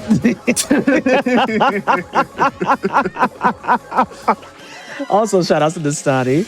Oh my Shout god. out to the SGDQ 2024 schedule. I was on it right after Nastani. This is true. This is very, very true. I was on your back couch. You were? Huh? Yeah, you were on that couch. I was. That was a fun run. Oh, okay. I'm not. Oh god. That's fine. Actually, hold on. I see it. I see this. Okay, never No. Like this is stressful. I just realized too that all of those are thinner depending on which one you go to. That's nasty. Oh, what? You're so close.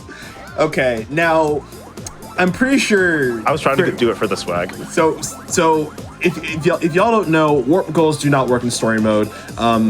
Basically, the menuing in story mode is basically practice mode, but like as an actual adventure mode style thing or whatever. So warp goals, you don't skip stages in story mode. You gotta play them. But I mean, if you want the extra score points, by all means, go for it. I see someone in the chat making a comment how I'm looking at the chat. Yeah, I mean, I'm a chat looker at her, like, of course. that was a phrase you said. Those were some words. Yeah. I love word salad. A chat looker at her. Okay. Not a chat reader, a chat looker at her. Okay, oh nice no! word. No. See, this is stressful. Okay. What? I also love all the like about it. screams and shrieks of the monkey too. Just like literally panicking as you're still just navigating around. Yeah, I'm confident. II isn't, but it's not my first rodeo. I mean, to be fair, like Lower Bro is literally just being bounced all like everywhere. Like of course he's gonna be worried. But yeah, getting into the next world, there's gonna be a lot more random and complicated stuff where I have to like kind of make sure I do my inputs right to like make certain cycles. There's one stage called Chaser that is really big for that because it is pretty difficult, but I hopefully will like land into the goal once I get there. There's like little like these little ramps that I can like hit off of hopefully and do this first try. Oh, okay. This one too? This is stressful. Oh, I know, Callum, it's okay. Ooh. Jamma bar moment. Right. Yeah, and it's the same with this level, but with like much smaller lips. I'm gonna be trying for 1 frame perfect input, and then that was like too early. No, the freeze frame of that though. The monkey looks so happy. That was the same frame. I give up. Even though it's falling to its death. For 1 frame perfect input into like a 3-frame window. It is very difficult. But there's a pause strat here that like takes you all the way to the end. My pauseless version would take you about halfway. It sucks. Don't do it. I also love how homie is just rolling on the side. Did we explain boosting already, Limey? Yeah, we did. Okay. I just want to make sure because I probably didn't hear like the word boosting. I did hear like like control inputs. Yeah, all that stuff. Oh, also hope everyone in the chat likes RNG. I'm not in chat, but I enjoy RNG. Oh, you mean quotes. RNG derogatory? Yes. Got it. Oh, that was gross. That was gross. That was actually a little toxic. Yeah, so these lips are so like so close to the ground that it's almost like human input RNG trying to get it so that you get a little clip off of it. It is very difficult. But I can avoid the last one. I was just going for swag on the last one.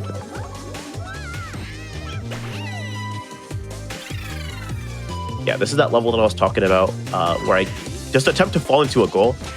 You'll see. Oh, that's close. That looks so that good. was close though. Yeah. And then I back up a little bit. That was a little bit too early. Yeah, this is pretty specific.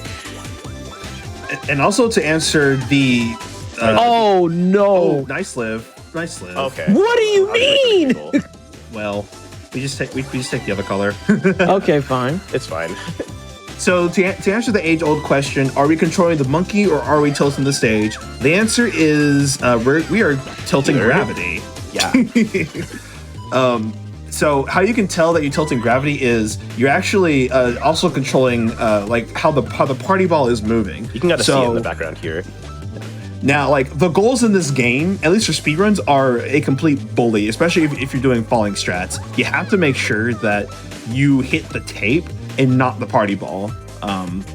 Which is why I'm really glad in actually, at least in Adventure, the party ball. Like, oh, rip! I'm screaming like I'm playing. You can break the goal just by hitting to the party ball, but for most modern monkey ball games, you can just like pass through like the finish and go from there. But no, you're not exactly controlling the ball. It's gravity that you're controlling. Shout out to the party ball for that one. I was too focused on looking at the party ball and then I died at the very end. Sad day for fans of GDQ Hotfix. Twitch.tv/GamesDoneQuick. It's the channel you're watching right now. If you didn't know that, have you followed the channel yet? You should. I don't know why you wouldn't be following the channel. That's weird. You should also use your subs and your Prime Game subs and your gift subs and stuff to help support us over here on Twitch.tv/GamesDoneQuick. This is a Games Done Quick Hotfix, and this is the Runback that you're watching with Limey SR doing wild monkey ball things. I literally can't deal with this game. But Anarchy is correct because I was actually entirely locked in. I am not playing this game and I am just like, I have to focus on what? What am I focusing on? Focusing. What are you even doing? Difficult stage coming up, everyone. It's so This stage hard. is really hard. It's one of the hardest. Oh, okay. Yeah, we're about halfway through the game now. I'm so glad we did that bit. Wait, oh no, another difficult stage. You have to like go all the way down the swirl. Wait, what? Oh no! You jinxed it. Okay, to be fair, Commentator that curse. can't happen. Commentator I, goes, I like actually ripped the this isn't my fault for once. There we go. Okay, to be fair, goalposts suck in Monkey Ball. That's they're not as bad as in Banana Mania, but iron goal, as I like to call it. yeah. Did you all know that there's actually other Monkey Ball games? Okay. Aside from this and Banana Rumble. Did you know Super Monkey Ball Jr. exists? I would not talk about that to my worst enemy. Why do you just like Super Monkey Ball Jr.? I would like the free education, please. So, the Junior, right? It's basically like a souped up Super Nintendo, right? They made a fully 3D game on the Game Boy Advance, and by golly, was it impressive? Yeah, It was so cool. It does not play well, not remotely. And nor did it age well either. However, it did give us Touch and Roll. Yeah, Touch and Roll is good. Touch and Roll is like actually top not 5 Touch and Monkey Roll. Ball games. Real. Maybe I will. I know the last time I commentated your run of Monkey Ball Fees, we were joking about me picking up Monkey Ball, but maybe I could. I feel like this It's is very my fun. level It's of actually pretty irritating. accessible for what it is. Oh, message in chat. Is every Monkey Ball game super? But fun No. fact, no. There's one Monkey Ball game that's not super, and that's the original one. Yeah, this is the original arcade release with the banana joystick and everything. That is the only one that is not super. Arguably, that is the most super Monkey Ball because of the banana joystick. Okay, a little bit sad. Also, shoutouts to the stage that I'm on right now. I'm not going to say anything else about it. Nice. That's all I'm gonna say. Yeah, it's a nice stage. I like it. It plays well. This next stage that I'm going to be playing, I have to walk in a little bit. It is one of the big goals for people who've played Super Monkey Ball 1 for the Nintendo GameCube. It is Expert 7, if you're aware of that. It is called Exam C in Deluxe. I have to play that. Pauseless. I'm not allowed to skip it, so... Playing this stage Yeah. with the PS2 controller is a nightmare. It's genuinely awful. I'm gonna just take this a little slow, so I can make sure I can do this quickly. Okay, that is Okay, now that you've died, I get to Not at all. drag you. I'm gonna Yeah. take this a little slow so that I can do this quickly. What Well- even are words? if I die 8 times, right? But I get like 30 left on the in-game timer. And that's fast, but it took so much time with my deaths. Like if I finish with like 5 on the in-game timer, then it like, you know what I mean? I did it first try. Funnily fine. enough, this stage got a slight rework in Banana Mania. They upped it to 90 seconds, and they also changed the shape of the wire. Because I mean, honestly, the time is not the problem. It's literally like A, where it's placed, and B, like the wire. Because originally, there's a Japanese trailer of this stage being shown as one of the master stages, which you would unlock by not getting a continue at all in during the run. But alas, for whatever reason, they decided to slap this in as the 7th stage of Expert. But thankfully, they adjusted it for newcomers. And then there's also a special mode I'm talking about in Banana Mania, by the way, if I didn't already say that. There's a special mode in Banana Mania called Original Stage Mode, and I should probably be quiet here. So I'm just taking this slow. I can do this way faster, but I really just don't want to die. I'd like to do the wire first try. There we go. Nice. Yeah, so I have a I couple usually do people that in like chat. 10 seconds faster, but that's whatever. Yeah, I have people in chat calling me out for the fact that I rage a lot at Tower Unite's. What is the actual mode called? What was that? Ball race. Yeah. So for those of you in chat who That was nasty. for those of you in chat who want to get the Monkey Ball experience, but you notice that Steam only has like 2 Monkey Ball games, you should check your Humble Bundle, which, by the way, they're wonderful. And I don't remember if we still have the SGDQ bundle up there, but if they do, you should go grab that. But they have something called Ball Race, and it's pretty much Monkey Ball, but instead of a cute little monkey with like cute clothes and a pigtail and stuff that's in there, it's an avatar that's made on the Steam Workshop. That's why mine is always going to be the Darkest Dungeon Plague Doctor. So yeah, I get kind of toxic on Ball Race. It's true, but I will never be as toxic as Ak, who we met at SGDQ. He was the he was the one that at Fogo de Chao Limey is accountable for one of these things is not like the other. And you weren't at Fogo because you had other stuff going on. Well, yeah, so I got to meet him, but no, he gets stressed, not stressed, stressed. But yeah, I mean, I don't think I'm that bad. It's just when we were playing on levels that are very hard difficulty that it's stressful, but it is fun. Ball Race is super fun. And then Las Lotus, between Ball Race and golf, that's probably where I spend my most time. And then we make fun of one of our friends who wastes all their money on Wheel of Money because they want the Ice Moon condo and they'll never get it, and it's very funny. I have to play this level a little bit fast just because I'm trying to make a certain settle by the end. The stage is also much more difficult in this version because it starts differently compared to Monkey Ball 1's. Yeah. So actually, literally, for like the rest of this game is just SMB1 expert. Yeah.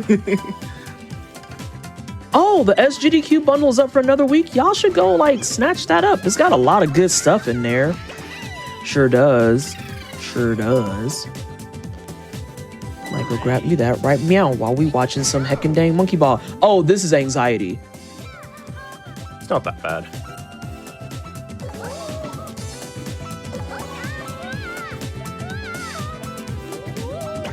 For what it's worth, this world is like the hardest one because it is like the hardest stretch of Stages, yeah. Yeah, it's the hardest stretch of stages in Monkey Ball 1 Expert, except for that one. That was a hold up. That was an extremely challenging level. Wait a minute, Limey. I'm pretty sure this is the part where this is the like the longest stretch of Monkey Ball stages where you start facing towards the goal. No, that's Ice Ones. Oh, Ice Ones, yeah, okay. And it's only because in Monkey Ball 1, there's one bonus level that has a goal and it is right in front of you. Oh, yeah, duh. Okay, then again, I forgot that bonus stages exist, but we're playing in story mode, so they don't exist. Yeah. Oh, please. Okay, thank you.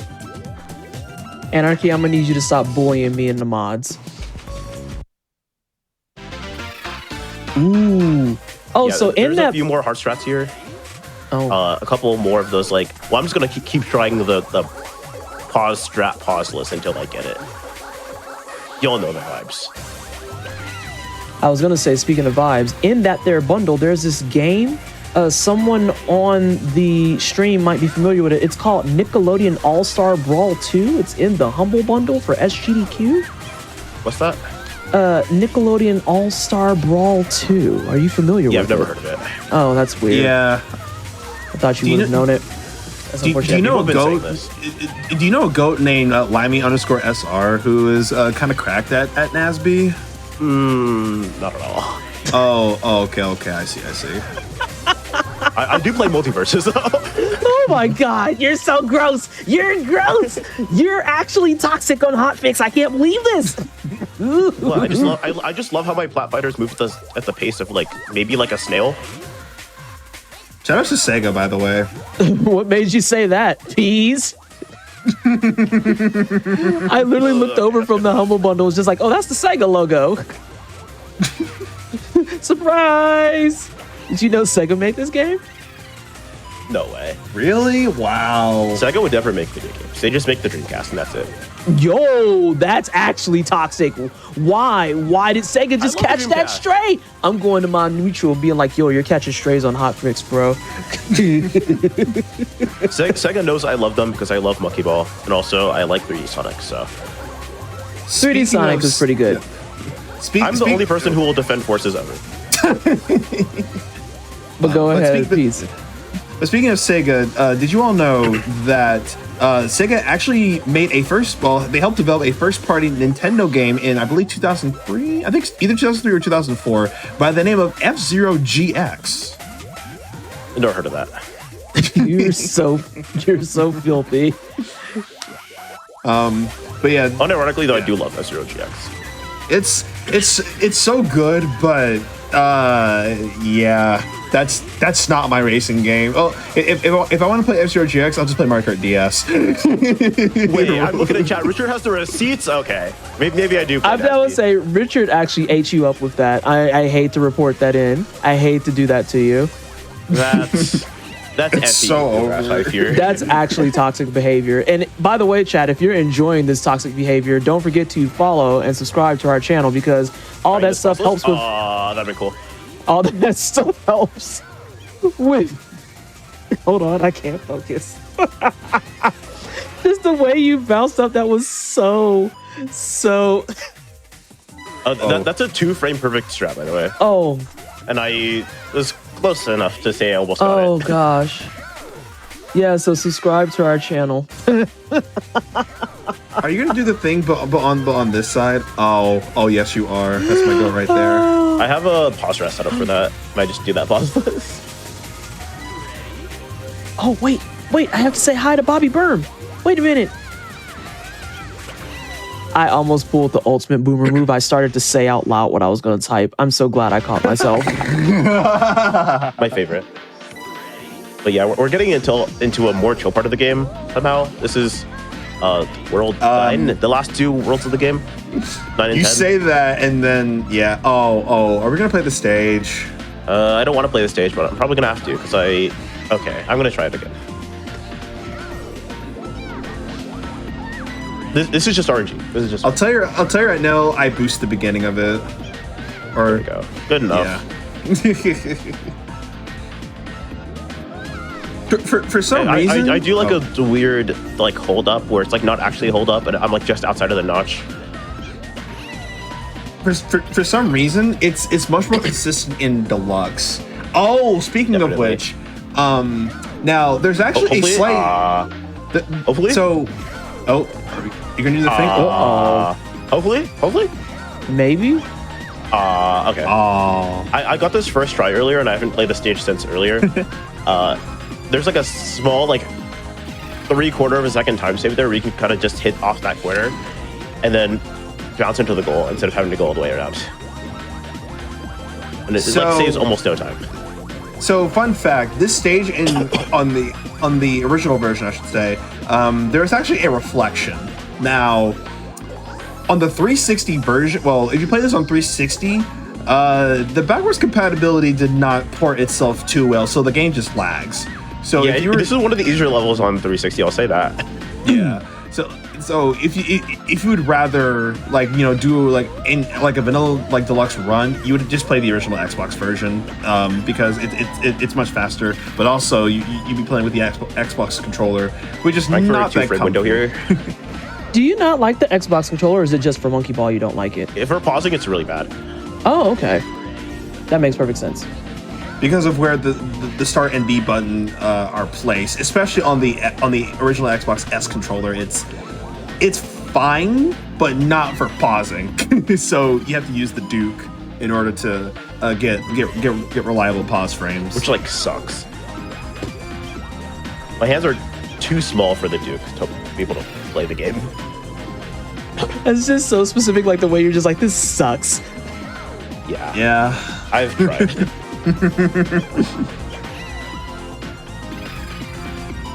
Yeah, Antlion Super, I was trying for a 2-frame posture where I would just kind of bounce up and then I'll have to like do a weird adjust to get into the goal. It's not that bad of a strat, but it's like, again, 2 frames and each frame has a different adjustment, so it's like still difficult for what it is. Mm-hmm. Yeah, almost done with World 9 here. I regret to inform everyone that while this has been happening, I am on the actual struggle train because I cannot find my Humble Bundle login. Oh no, it's so over. It's actually Jover. I can't believe this. Oh, the work is ugly. Oh, I got in. Oh, I was gonna say colon open parentheses, but now I'm gonna say colon closing parentheses. Also, I love the level. I love this level's name. It's so good. I don't even know where it comes from, but it's a good level name. What, pirates? Yeah. Probably like because of the base of a pirate ship. I don't know. That's actually probably right. I have to lock in so harder right now.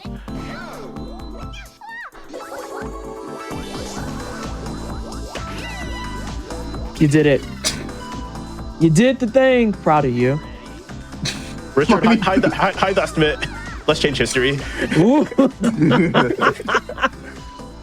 Hit you with that smooth exclamation point, or not exclamation point, question mark. Actually, the fact that this doesn't say like estimate ball percent is impressive, because usually the estimates be out of control too. Richard, I know how you operate. I can't get this. Oh no. What do you mean you can't get it? Yes, you can. There you go. Yeah, that's a 2-frame perfect-ish posture. I've messed that up so bad. 2-frame perfect-ish posture to get up here. You can get it pretty frequently, but to have enough speed to get all the way like I want to get is very hard. Oh, okay. Yeah, because I'm trying to get a bounce off of the corner so I can make it. I was thinking, I'm pretty sure you full send it, and yeah, I have not. I've not gotten the frames to be able to full send it yet. Gotcha. So I'm just gonna play it. This level is difficult. This is one of those where it's just like, if I don't get the ones, there's not really a good alternative other than just doing this, which is quite a bit slower.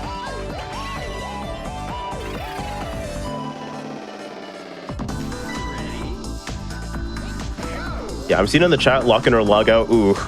Wow, Anarchy said that. This run. That's all. Oh, Vane said that. Never mind. Well, you see, instead of logging out, I just put my PC on hibernate. Not that. You said lock in or sleep mode. That's heat. And occasionally, like whenever I go on a trip, that's when I shut down my PC. But other than that, you know, I usually don't log out. So I'm always locked in. Why Anarchy say you could? I can't believe I'm making estimate because I hit all of my silly frame perfect strats that I have to do. You should go for the green button. Okay, I can do that. Let's go. Let's go. That's so cool. We can just skip 2 stages. Oh wait. Oh, bad news. Stairs and ball game. Okay, because I run Banana Blitz. I'm inclined to love stairs. Funny, inclined. Yikes! Yikes! You're not supposed to call out the bad jokes. You're supposed to let people put it together. God dang. No, but actually, this level's toxic. What do you mean, steps in ball game? There we go. That's the setup I was trying to go for, and I just messed it up twice. It's fine. That was ugly. Yeah, there's only a couple more levels left before we're done here. And before anyone makes fun of me in the chat, I did say, Bobby, love you, man. Had to drop, so this is the next best thing, okay? And I don't play Castlevania. So you don't stand at ledge and then press the B button. Take this. Throws the You didn't axe. even talk about that strat. That strat's cool. I'm the only one who does that. That strat's fun. By the way, time is coming up. Yeah, time's coming up. In time. I can't believe that was a 35 exactly. That is so impressive. Thanks everyone for watching. Oh my god, you're messy. That was also like the quickest Smash Bros jokes I've ever made. And then the run was over. I don't even know what to do with y'all anymore. You're messy. All right. I've never been messy in my life. Wow, and you're a liar. Okay, great. So anyway, thank you so much, both of you, for your fantastic runs. Thank you for Mario Kart, and then thank you for Super Monkey Ball Deluxe, 2 games that I am absolutely garbage tier at. Well, actually, I'm not garbage tier at Mario Kart. I'm just not peas tier, which is a very different conversation piece. Do you all have any shout outs or any love and support that you want to give to people who have supported you on your journey or maybe hang out with you this evening. This is the part where you do like the closing thing. Stop focusing on the balls and actually do your closeout. What are you doing? What are you doing? You didn't get a good chance last time. Okay. You want your shout-outs now. That. Oh my. Okay. You know what? All right. I promise you, I'm not focused on the name. Anyways, if y'all want to like stay up to date as to when I go live and whatnot, follow me at twitch.tv/PCSMB. That is also my Twitter, and I think everywhere else as well. Blue Sky, anything that's like not toxic, it's just PCSMB. Shout outs to not Mario Kart toxic community. Online communities is fake, but go ahead. True. But yeah, shout outs to the Mario Kart community. Shout outs to my community. Shout outs to all of you in chat, and to those who are watching in the future. UPT for hosting this, and Limey for calming, and y'all just being epic, yada yada yada. I think that's it. Not yada. Okay. Anyway, Limey, what you got besides your name for 4th place? Like I said, shout out to the Complex Plane for making the Monkey Ball 2 practice mod. It is genuinely pretty easy to set up if you follow instructions. If you want to learn this game, absolutely like download it, try it out. Also for this fan game, shout out to Brandon SMB one more time. Shout out to Peas, you're great. Thanks for being on commentary. Shout out to PT, thanks for putting on the Black events. Thanks for getting me on and helping me being well, help you plan stuff, etc. All that. Did I just hear a cat? Yeah, my cat's under my desk. Oh, It's going meow meow meow. oh. And then you can follow me at twitch.tv/limey_sr/subscribe. I'm also on Twitter at limey_sr. I have a Hotfix show with Helix13_ called Parallel Universe. You can do PU in the chat to see what it's all about. It's just community created content like this, but also generally a lot more of it. But yeah, I'm on Hotfix all the time, so I don't really need all of that. Just watch Parallel Universe and support GDQ. But I was gonna introduce the next round. It's like, well, I'm not the host. You should do that. Oh yeah, I was gonna say I'm the one that's technically doing the things and stuff. Thank you so much, Laszlo, though, for the exclamation point PU for Parallel Universe, because it's true. In fact, Limey has a show here on twitch.tv/GamesDoneQuick, and it is Parallel Universe. You should go watch that whenever Limey's running it. I hope you feel better and enjoy your Balatro offline. I am glad that I infected you with that, and this is where you live now, and I don't feel bad about it. We're gonna take another short break. It might be a little bit longer just because we need to do a little bit more extra setup for everything, but per usual, make sure that you take this time to get up, stretch your legs, unshrimp your back, maybe even do some stretches to get those things all nice and stretched out so that you don't feel like everything's gonna break the next time you sit down. Grab some water, grab a snack. If you haven't yet, maybe grab some dinner, because I know some of you forgot, and take your meds. We're gonna be back here in just a couple of minutes, all right?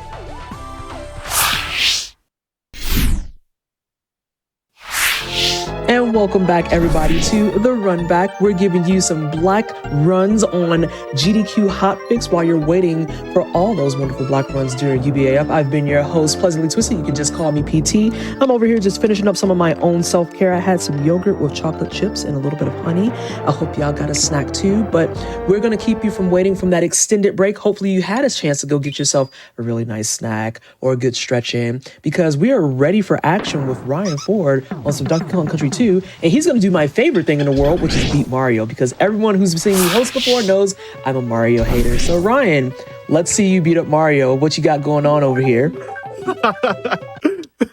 Hey, I learned something new. Did you not know I was a Mario hater? Because that's like actually accurate. I knew that you love Sonic, but I didn't know that you hated Mario. Oh, shoot. But yeah, what's up, everybody? So, as introduced, I'm Ryan Ford, and give me running Beat Mario, also known as the All DK Coins category, which I'll talk about what beating Mario entails in a bit. Okay, so, all right, so we'll count down to get the run started. All right, got my fingers up. 3, 2, 1, go. So there is a small chance that I could reset it at the start as well. Because what is it? So this is like a side category which allows the use of this DK coin. Creme coin cheat, which normally if you wanted to get all the DK coins, aka beating Mario, then you would need to do all of the bonuses in every level and beat every main boss to get each of the creme coins to be able to access the Lost World, which their bonus levels also have a DK coin each, and the extra boss that you fight as well at the end has one. So we can access all the Lost World levels thanks to that cheat and not having to, full complete the game with that. So it's pretty fun. And yeah, so beating Mario is basically, so if you've ever seen when you beat the game, then how the credits, or right before the credits, and Cranky Kong is trash talking as usual, just like in all of the trilogy. He has a podium for Cranky Kong's greatest video game heroes, and Mario's at the top of the podium with 39 DK coins. So we have to collect all 40 of them to outplace them in the on the podium. And on that podium, isn't there? It's like what? It's Sonic, Mario. Oh God, I'm trying to remember the third one. Is the third one Crash Bandicoot? No, it's So there are Sonic shoes on the ground beside a trash bin, which is kind of funny. But right, it's Yoshi and Link are the other two. Oh my gosh, yes. Okay, fantastic. And yes, for your knowledge, I am a Super Mario hater. I actually don't have any problems with the Mario games and whatnot, and it has nothing to do with the fact that I am like a very big Sonic fan. It's just, it's not my bag of chips. I would rather play a Donkey Kong or Kirby. This is your reminder. I will be putting out the petition. Make Kirby the new Nintendo mascot, please. Yeah, I'd be down with that. You say what? I'd be down with that. Yes, I'm game for it. Mr. Shasta's in chat awakening as we speak. Just like, excuse me. Hi, yes, hello. I am here to support this petition. Please sign. The summon. Right, actually summoned. It's like, I'm awake. But nonetheless, that is your deep lore for the day. And I do have to agree with chat. Donkey Kong Country 2 is probably the best one. And it is arguably my favorite one because I started on Donkey Kong Country 1, but the duo with Diddy and Dixie actually kind of unmatched. It's actually kind of unmatched. Oh, thank God that the end of that level, sometimes you can cause a soft lock to happen where if you hit the goal too low, the camera will like infinitely scroll down. So I was a little worried going for the faster strat there. I thought about just not doing it for marathon safety, but phew. Oh my gosh. If you're a big Mario fan, I am not trying to like yuck your yum, I promise. It's very fine. I'm just very extra. I am aware of who I am as a person. And also perfect RNG for this fight. I was that was actually really smooth. That was great. Yeah, the crow, he on those last two cycles when he hits the nest, you have like a 50% chance to get a real or a fake egg on those last two cycles. And yeah, I happened to win the coin flip twice in a row. So the odds were not in my favor, but yeah, just wanted to point out that I got lucky. So hey, marathon luck. You can't curse it. Now you done messed it all up. Now you're gonna wind up in a spot that's like, oh yeah, so this is a really easy skip, and then all of a sudden your entire controller is gonna stop working at that precise moment. Yo, that's so possible. Oh my God. That's what I'm saying. Like, what are you doing? You can't be taunting luck out here like this. You better learn when from I was running Rimey's this run. game. Oh, sorry. I said you better learn from Rimey's run. Whoa, did you just fall into that lava for a hot second? Yep. Fortunately, it's like a pit at the bottom, so you can like you can get partially into the lava without taking damage or anything like that. But yeah, that roll is it is slightly faster, but we also call it a swag roll there. Oh, fantastic. As it should be called. Temp death, and like that B is right there too on top of that. So love that. I think it's cool. No, it is cool. Like, it looks really cool. And especially imagine being like young and seeing that happen for the first time. You just know that someone's mind was immediately blown. Immediately blown. Well, and it's the same thing too that kind of happens when you're looking at things like when you cartwheel off the edge, because while I don't run this game, there are some tech pieces that I do like kind of use when I'm even playing it casually, in the fact that when you cartwheel off the edge, the game maintains your momentum to let you continue cartwheeling, but you can still jump out of it. So you can kind of get like a pseudo long jump out of it. And that closes so many gaps. And then of course later levels are like, oh, you should do that. And it's like, but you never told me I can do that. Like, why would I think of that? Yeah, what's weird is that okay, so it's the same tech in Donkey Kong Country 1, but I'm pretty sure that in that game it doesn't tell you, but in this game, like, okay, so I'm also guilty of this as a kid, not reading, but oh no, one of the what's it called, Cranky Kong, one of his levels on the map, you can pay him creme coins to pay him banana coins and he'll give you tips, but he does tell you about rolling off of the ledge and jumping in this game particularly. Okay. Even though, DKC 1 also has that tech, but I'm pretty sure it doesn't tell you like anywhere about that. So. And then someone in chat's asking, I'll go ahead and answer while you're focusing up.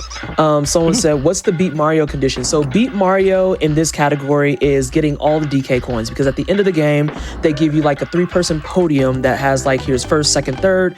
At the top of it, it's going to be Mario with 39 coins. So beating Mario means you get 40 coins, which is also all coins in the game. Yep. All coins in the game. Yeah, we also do have 2 other side categories. So beat Yoshi, which you get need to get like just enough to beat him, basically. So he has 29, so you just need to get 30 for that category. And then beat Link, which he has 19, so getting 20. Oh yeah, that makes perfect sense. This is why I don't remember it correctly. I just put all the mascots of the time on there, and it's, yeah, you're right, they're all Nintendo mascots. And then they have the Sonic shoes by the trash can. My poor child getting disrespected. I can't believe this. I know, right? And I think is it Rayman's gun or Earthworm Jim? I think it might be. It's Earthworm Jim. It's Earthworm Jim's pistol. Yeah, I knew there was like also someone by else. the trash bin too.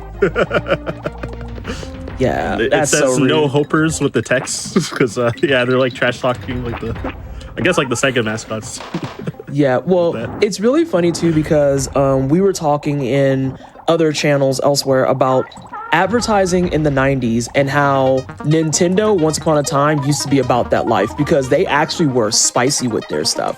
And that was some of that same timeline where it was like they trash talk Sega, they trash talk Sony. They didn't like, there was a moment in life where Nintendo didn't care. They're just like, we're better than you. And they just rocked with it. And it was like, I don't know what's happening, but okay. And everyone was like that. That's what was even wilder. That's what was even wilder. Spicy to sell. Yeah, make it spicy to sell and stuff. And they're just like, we have to be bullyish. And it's like, do we? Also, shout outs to Rhino and other people or other animals that you get to use that have invuln frames and can murder everything. We love that for you. All right, so we have actually. Oh, go ahead. Oh, sorry. Go ahead. No, please. You're talking about your run. Oh, whoops! I fat fingered the wrong button there. Okay, it's fine. It's fine. Yeah, I was gonna say that. Yeah, this level is normally in runs for this category is a pretty big reset point. If I die after the halfway point or lose Rambi after the halfway point, then it is very slow to beat this level without Rambi. Oh, also, this loses time, but just doing it for swag because it's an event. Oh, it's backwards! I just saw that. That's dope. That's dope. Also, I wanted to highlight for everybody the fact that you were using. You said he's Rambi? Yeah. Okay, you were using him and you were actually, while sprinting, jumping right after that sprint, it looked like, so that you were getting all that momentum and just kind of boosting forward, because otherwise you would just dash forward. Exactly. Yeah, but someone in chat has a question for you. I don't know if it's a question for you, but we're going to go ahead and pose it for you. Do you think this is the hardest DK for SNES? And if not, what is? Quickly. I think, oh my gosh. I think 3 is harder. I think they intentionally tried to ramp up the difficulty in that game relative to the other 2. So I think by natural progression of it being a sequel that they wanted to improve on compared to the other 2 games. And that's why my vote's for 3. Chat, today I learned that the parrot can spit coconuts to deflect stuff. Are you serious? Oh my God, I'm so irritated. Yeah, the enemies' hooks and the big guys, the cannons, you can block their cannonballs with it as well. I'm so annoyed that I never knew that. I'm actually like salding a little bit. Like, what do you mean? I could have just blocked stuff. I think I didn't know that during at least my first and maybe second playthrough of this game. But I know I figured it out later, like on my own, like over the years. But for sure within like the first 2 playthroughs, I like didn't know either. No, the work is nasty. Yeah, hopefully I don't die to this hover as well. I believe. I messed it up twice yesterday, and I was like, oh my gosh, that's like a really rare death for me generally in runs for this game. Which, oh no, that boy. Yeah, slicing. if you saw, I like barely hovered across and made it, but there is like a consistent setup to make it work like almost every time if you know how to execute it.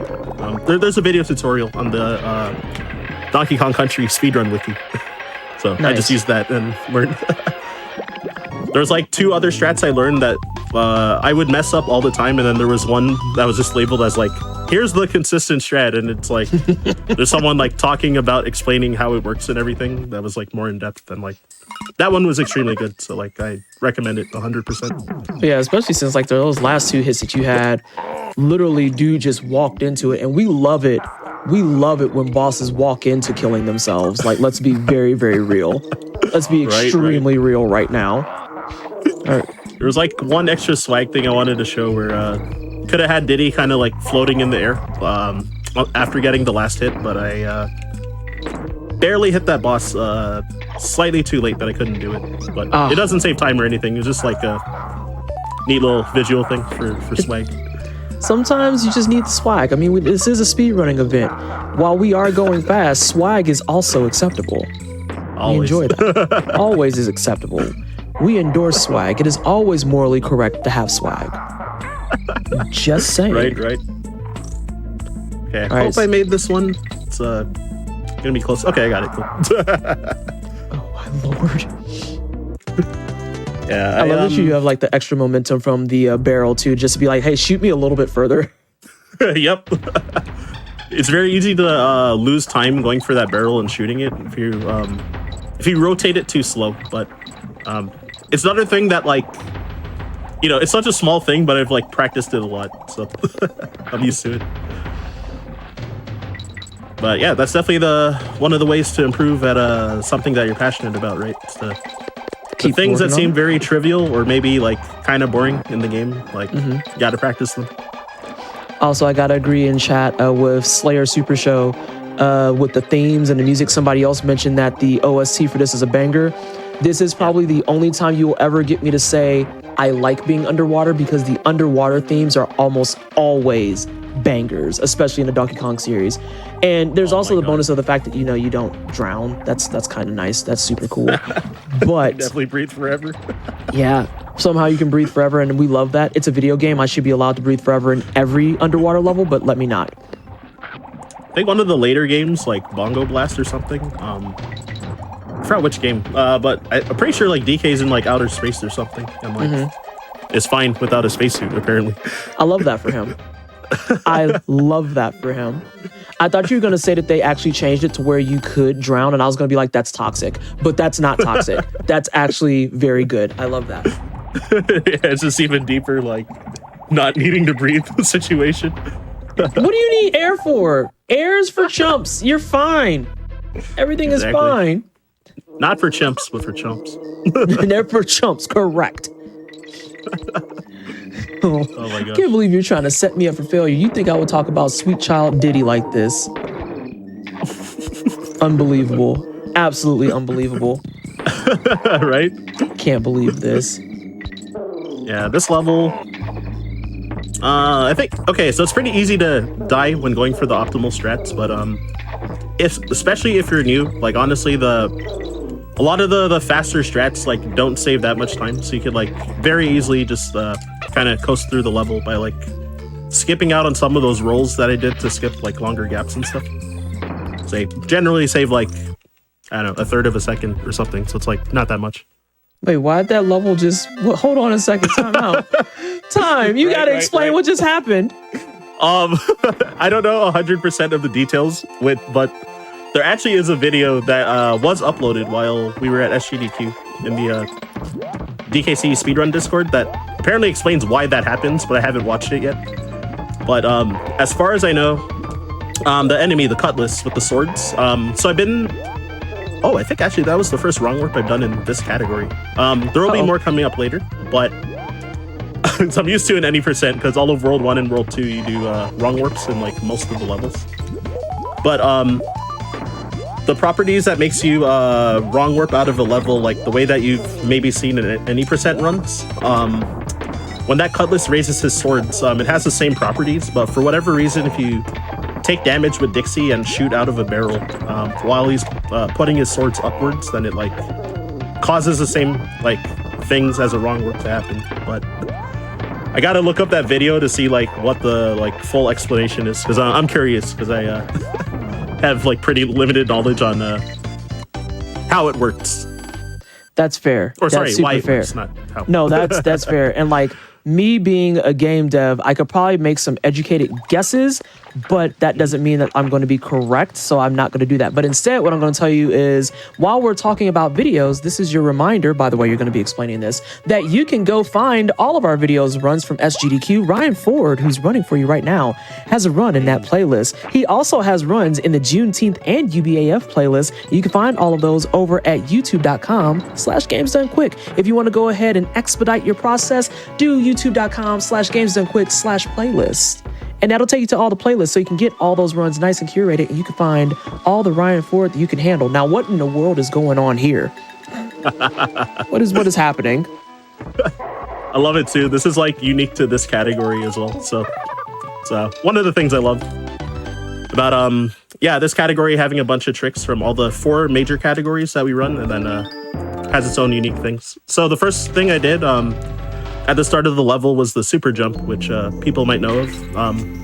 When you swap Kongs in the water and you take damage out of the water, then when you regain control of the second Kong after you lose the first one, then you the game still thinks that they're underwater. So if you hold jump, you'll just like fly up really high. Kind of like water physics. Water physics while not in water, sorry. And then when I shot myself to the top of the level, so I did one of those invisible object setups, which when I was mentioning about the normal way that we often do wrong warps, like in any percent. So normally in that like in an any percent run, I would have done the same setup where I'd throw the invisible object, and the bonus barrel would just shoot you, would just like wrong warp you out of the level and let you proceed to the next stage. But for whatever reason, when you do those setups with invisible objects, you have to... If you throw it to the left, it causes the wrong warp to happen. But if you throw it to the right, the barrel will just shoot you up really high. And if there's a ceiling above you, normally if you wait a while, it'll eventually wrong warp you out of the level. But there, the level doesn't have a ceiling at the top, so it just like shoots you as high as you can possibly go until you like hit the top of the level. And the DK coin is right at the end, at the top of the level, so so we use that to skip it. And you know, that worked out beautifully because that was perfectly timed. That entire last level you did, nothing exciting happened with that. So there you go. Because you kind of just was like, oh, I know where bees are. You just kind of jump over all those nerds, and you took a barrel, got to the bonus cannon, just cannon, and did all that stuff. Yep. So that was nice and straightforward. Oh, I remember doing this level as a child and being like, I don't know what I'm doing, because I had small child brain at the time. So it's fine. It's fine. Same. Oh my God. When I was like 5 years old or something. Right. Just like, I don't understand. And it's like, it literally is just a pattern. Please stop. Please stop. Getting lost, shooting back and forth in the same areas and all that. Oh, you clipped through those vines. Wait a minute. Yup. Wait a minute. I think compared to going the intended route, I think that saves like 15 seconds.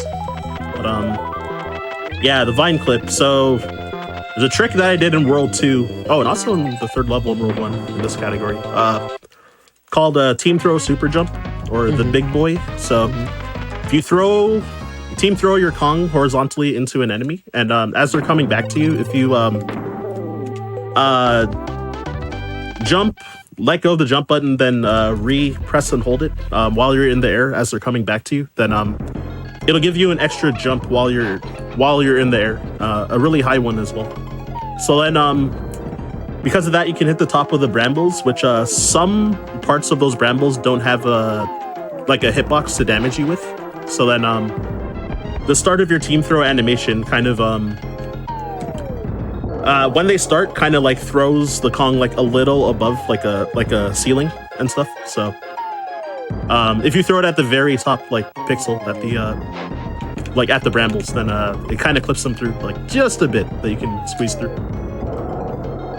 I love that this dude's entire fighting tactic is I'm gonna jump really hard, which is misleading, because considering he very obviously doesn't do leg day, it's surprising he can jump at all. But then his weakness is barrels. Right? It's impressive because I feel like his weakness should be kneecaps, but that's just me. That's just me. I could be way out of pocket. I don't know. Yeah, he causes so most of his stomps on the ground. If you're standing on the ground, you get stunned for a bit and like shake for a while. So that's why I'm always jumping like most of the time whenever he stomps. After he jumps and stomps down.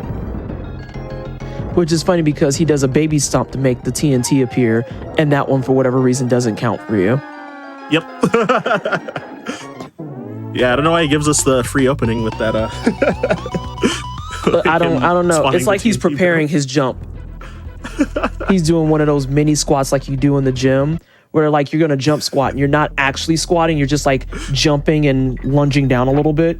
Yeah. Yep. I don't go to the gym. I don't know what you're talking about. I don't know. I used to go to the gym, but I'm not just in recent, honestly. Yeah, well, it be that way sometimes. Yeah, I definitely should go again, honestly. I mean, I should go again because I have the perpetual problem of I am aging, therefore I need to go to the gym. Oh, hey, it's Spider Boo. I love the spider. The spider I think is my favorite just because I have decided that canonically he is wearing yellow J's. And I won't be taking questions. I am not going to be taking comments. And no, there are no forums that are open at this time to talk about it. He's wearing yellow J's. He's got 8 of them too. Yes, exactly. Fly kicks. The common contest is who has the flyer shoes between Mr. Squitter, or sometimes the community calls him Shoes as well. I love that. Or you should call him Espresso Shoes. the Ostrich from DKC1. He also has some fly shoes as well. Now, with all of the, we'll say friends that you have, they don't always give a DK coin, right? Like sometimes they'll give other things. They'll give like 1-up balloons, or they'll give like a bunch of bananas, which is useless. But that's not always the case, and it looks like you're meticulously, you have it memorized which ones give coins and which ones don't. Yeah, so shoot. I'm trying to think of which outside of the first level in World 3 with Rambi, I got a DK coin from that one. When I went through the no Rambi sign. I was trying to think of what other stages might have one with other cons. Since I definitely autopilot through the run, I'm like, no, that's super fair and valid. Because sometimes unfortunately, since we're on an auto scroller, it's like I can kind of think about it now, right? Yeah, I was gonna say, like, when you get into so many speed runs, and someone made this comment earlier jokingly but also very seriously, that you do a lot of runs, when you have just like that much information in your brain, sometimes you don't even just think about the extra parts of, oh, I know exactly what's going on here and I know exactly what's going on there. And it's like, dude, do you understand that Ryan _Ford 522, by the way, you should follow him on twitch.tv/Ryan _Ford 522. That's also in the title. But Ryan has, to his knowledge, Donkey Kong runs for Beat Mario, which in turn means you also have Beat Yoshi and Beat Link, which in turn, like, you also have any percent. I've seen you do Donkey Kong Country 1. I've seen you do just like what is it, true ending, or not true? It's not true ending per se. Oh, okay, yeah, it is true ending. Cool. But yeah, I that's just, one the of number of runs that I've seen you do for this game alone is very substantial. So being able to remember every single one of those is like, no.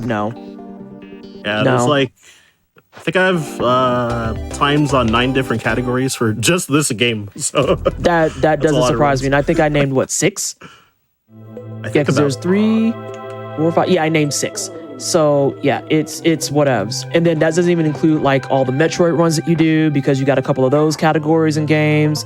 I know that someone mentioned you're also a Smash runner, so you got that stuff going for you. I love when her ponytail stays up. It's like one of my favorite glitches under the sun. Yeah, I'm trying to think what else you've seen. We've seen some Zelda from you. We've seen a couple of Zelda categories. We also have Little Samson. Little Samson got some love in the one of the most recent GDQ events for either UBAF or Juneteenth. I don't remember off the top of my head. I think the only thing... I forgot which one I ran it for. Yeah, I was like, listen, the way you are with runs is how I am with all the events. I'm like, listen, there's things that happen. There's some stuff. If you run it through and say, jog your memory, I could think of it. But if you give me details, I'm like, oh, I have no idea, dude. I couldn't start to tell you. I used to memorize by heart, but now that I've run for so many events and like a lot of different games, I'm like, oh shoot. Yeah, sometimes I forget. Yeah. I think the only thing that we haven't seen on the Black events from you is Gimmick. Is that true? Oh my gosh. Yes, that is true. That is true. The only thing I haven't seen from you is Gimmick. I guess I gotta submit it. Well, I'm about to say, you've submitted some of the smaller categories, but you told me at one point you would give me the full Gimmick rundown category where you're going to do every Gimmick category back to back, because then it was something like 2 hours or some nonsense. Yeah, probably like 40 minutes-ish. I was going to say, it's something where it's like 40 minutes, an hour. It was something like that. Something like that. Yeah. Doing each one back to back, that would be pretty spicy too, because it's definitely hard to be like in shape for some categories while trying to be in shape for others at the same time. That's you real. Definitely bleed muscle memory over in the same places. Yeah, and especially since like in some cases, like the difference between a run is literally like, hey, 80% of the run is the same, and now this is where you're gonna fork a different way, and now you're on a different run, and it's like, oh, did I do that run already? Okay, we're just gonna watch it again. It's fine. Exactly. That will 100% be me. It's like, we're just gonna watch 80% a second time. Sorry, y'all. Pretty much. It's like up to level, I guess up to the boss in level 4. So like about halfway through the run, it's like the same in pretty much each category. So oh, someone in chat says, God, I love Ryan Ford. That's so nice of you. Ryan Ford is very nice, very wonderful runner. I got the pleasure of meeting him in person last week. Same. It was with chill. Hyper-Endemic as well. It was chill. It was super chill. Oh no! It's fine. It's an early death. Right. This is fine. This is fine. Okay, we also have all kinds of lives. This is fine. Oh my gosh! I think that was a really early death, so it's not too bad. See, now the way that you just fell in that water though terrifies me. Also, the cattails, 0 out of 10. 0 out of 10. I actually looking guys. Yeah, I actually dislike them so much that I actually know their name. All these other dudes, these are just dragonflies and buzzards. But no, I know the cattails. I hate them. I hate them. Speaking of, that's a question I have for you. If you had to pick out of the Danky Kangs that you play, who is your most hated enemy and why? That's a good question. I'm trying to think really hard about that actually right now. Well, don't think too hard about it to where like you mess up your stuff. Think when it's like on a loading screen or on another auto scroller. Oh, that's such a good question. Yeah, I never really thought that hard about it before, but there definitely are some enemies that I despise. So. Oh, Donkey Kong Country 3 buzzards, personally. DK3 buzzards. DK3 buzzards. Okay. Yeah, the big bees, like the red ones particularly that are like. But not Big B's the runner, just to make sure we're clear about that. Oh yeah, nah, Big B's is chill. Okay, sensational. Nah, Big B's with 2 E's. Okay. I see where we're going. Yeah, those are pretty ratchet. This is true. This is an accurate assessment. This game is kinda flawless, janky so no hitboxes, enemies too. can be hated. Incorrect. I literally hate the cattails. I hate them so much. They're annoying. They Yeah, they're touch actually you. jerks. They're actually a jerk, and they throw you around and stuff. And then also you got like random chance which direction they throw you to. On top of that. So going for another kind of spicy trick, if I hopefully get it. So using another invisible object to corrupt that barrel that just shot me really far across this area. Which skips the whole auto scroller. So maybe trying the same thing again. Alright, cool. I got both. Nice. Sensational. So that life loss earlier is fine. Yeah, it saves. Each one of these, I think, saves like roughly 20 seconds, so they're pretty huge to hit. Which I got a PB yesterday when I was running, because I didn't fail these this time. So I kind of had a, well, quote unquote, free time save by hitting this trick. Nice. Getting them out of there. But yeah. I don't know what the timer is at currently, but I know this might be a small jinx, but like I think I'm around close to PB pace right now. Shh. Just like I told Limey, chill out on trying to jinx stuff. What are you doing? I know, right? My God. Also, somebody was like, thank you, Slayer Super Show. Someone came in to be like, it's actually a cat of nine tails. It's like, the shorthand is cat tails. But also, that's the beautiful thing about doing these runs and stuff is that sometimes, even if you know the name, once you get the run going, those names completely irrelevant because they're probably going to get named something else entirely. Yep. Like we call them Sonics. I love that you call them Sonics too. Even though it's like, for all intents and purposes, it doesn't quite 100% align. Just that they're blue and they have like the big black nose, like the big black like round nose, like Sonic. Yeah. Oh my gosh, I'm trying to think what are some of the other ones too. Cause I know when I'm doing my Bloodborne and Dark Souls runs and stuff, we just start making up stuff. Like there's names, there's lore, and yes, that's important, I guess. But listen, all you need to know is that we need to hit Daddy Gassy, and everyone knows exactly who I'm talking about if I say Daddy Gassy. If I played it, I bet I would know. But well, yes, Sonic Blue, close enough, exactly. Oh my God! Listen, it's where you get things and we figure it out. Oh my gosh! You hate the pufferfish? Yeah, pufferfish is annoying too. Pufferfish is annoying too. Sonic at home. That's pretty funny. No, not Sonic at home. Not this. They said you got Sonic at home.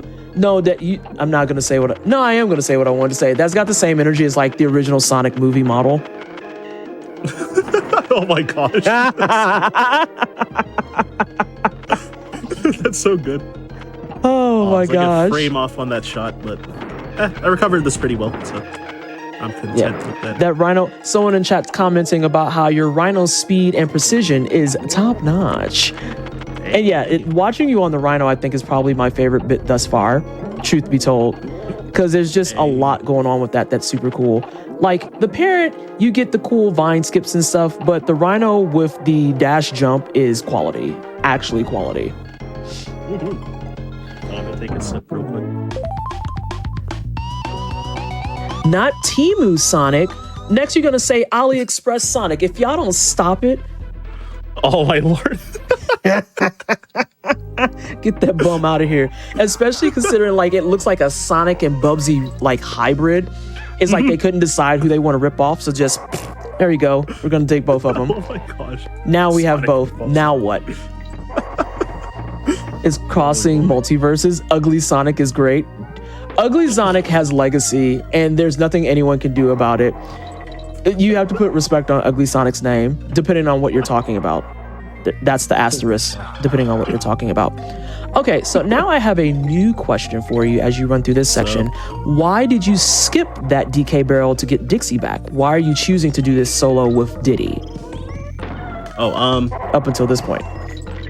Okay, so whenever there's barrels on the ground, then you take a little bit of time to pick them up.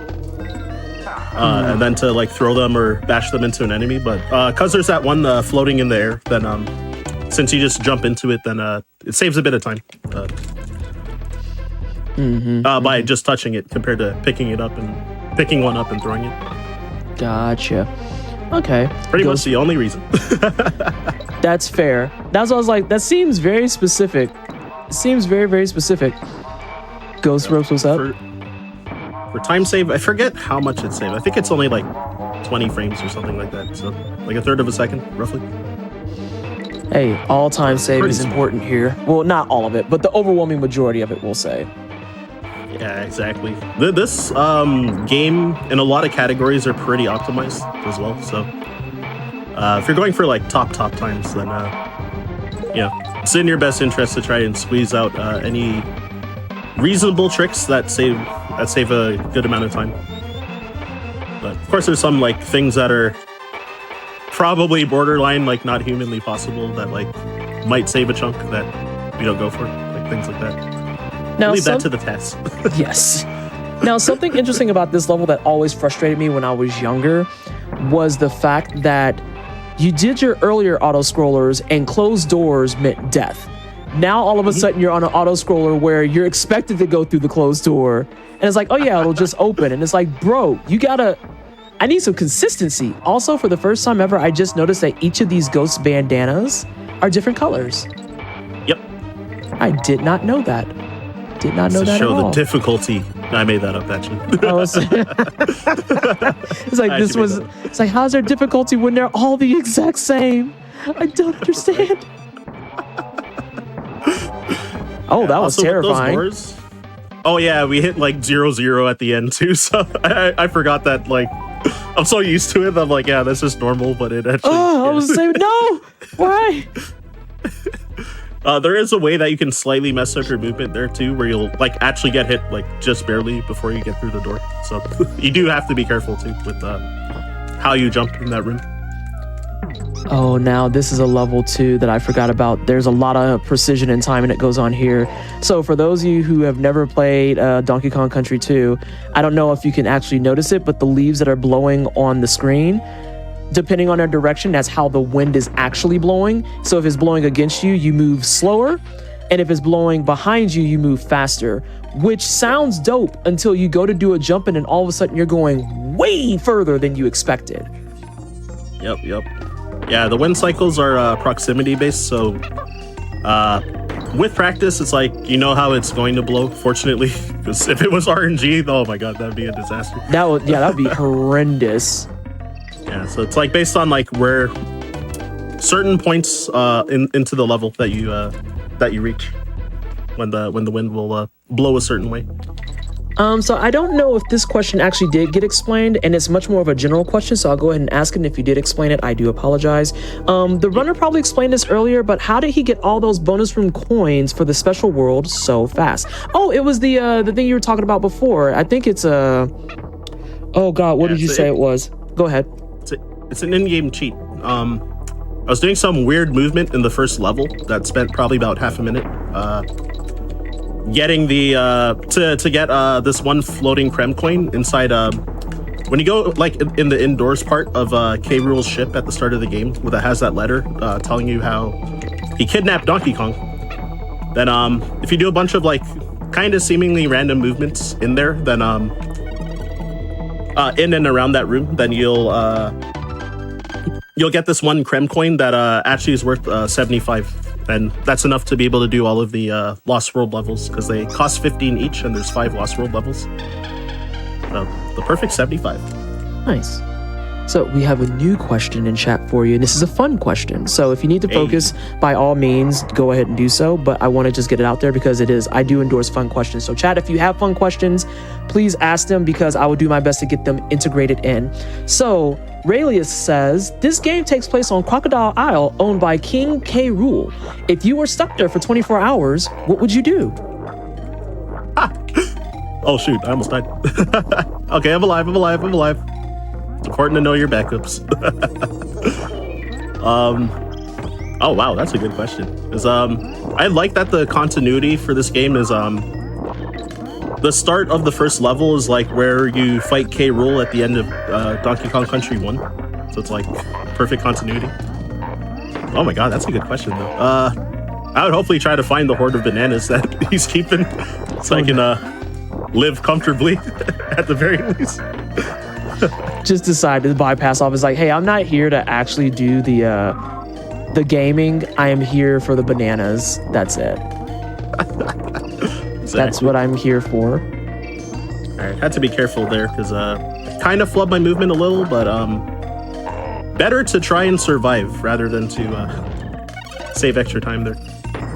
And so I was actually gonna go ahead.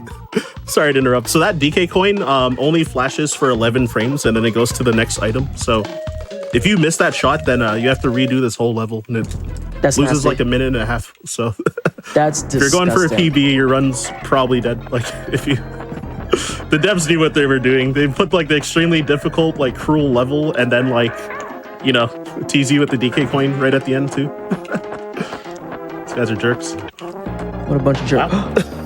Oh, I forgot about the Ghost Condor. And feels good. I regret to inform you the runner cannot go slower because unfortunately we are trying to speed run. So we are going to keep going fast. But I do suggest that if you can, you could probably go find you the OST and be a jerk like me and just blast the game OSTs in your car like a child. It's very interesting when I'm in the middle of traffic and I'm blasting like the Katana Zero OST, but also it smacks. Like you'll never change my mind.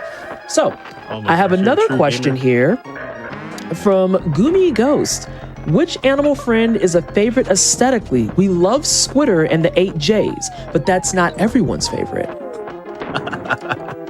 Listen, the 8Js go hard. Yeah, I think Squitter's a cool what's it called? Cool buddy, because wait, what? 1 second. I tried to show something cool as well, but I failed it a bit. But it's okay, it's okay. I at least survived. That's the important part. But yeah, yeah, I like Squitter a lot because those instant web platforms I was doing to clear through web woods earlier, that's like one of the most like notoriously difficult levels, like casually for people. And like I've seen like videos on YouTube where people are like the worst made stage in Donkey Kong Country history and like stuff like that. It's like always that level, but because of the instant web platforms thing that we do, it's a difficult level, but it's like fast. I feel like it's fast, fun, and like, you know, there's like actual like cool mechanics to it as well. So because of that, I like Squitter, and I like Ratley for one of the later levels coming up, Toxic Tower, which I hope I can show off the gamer skills. But I believe in you. I believe in you.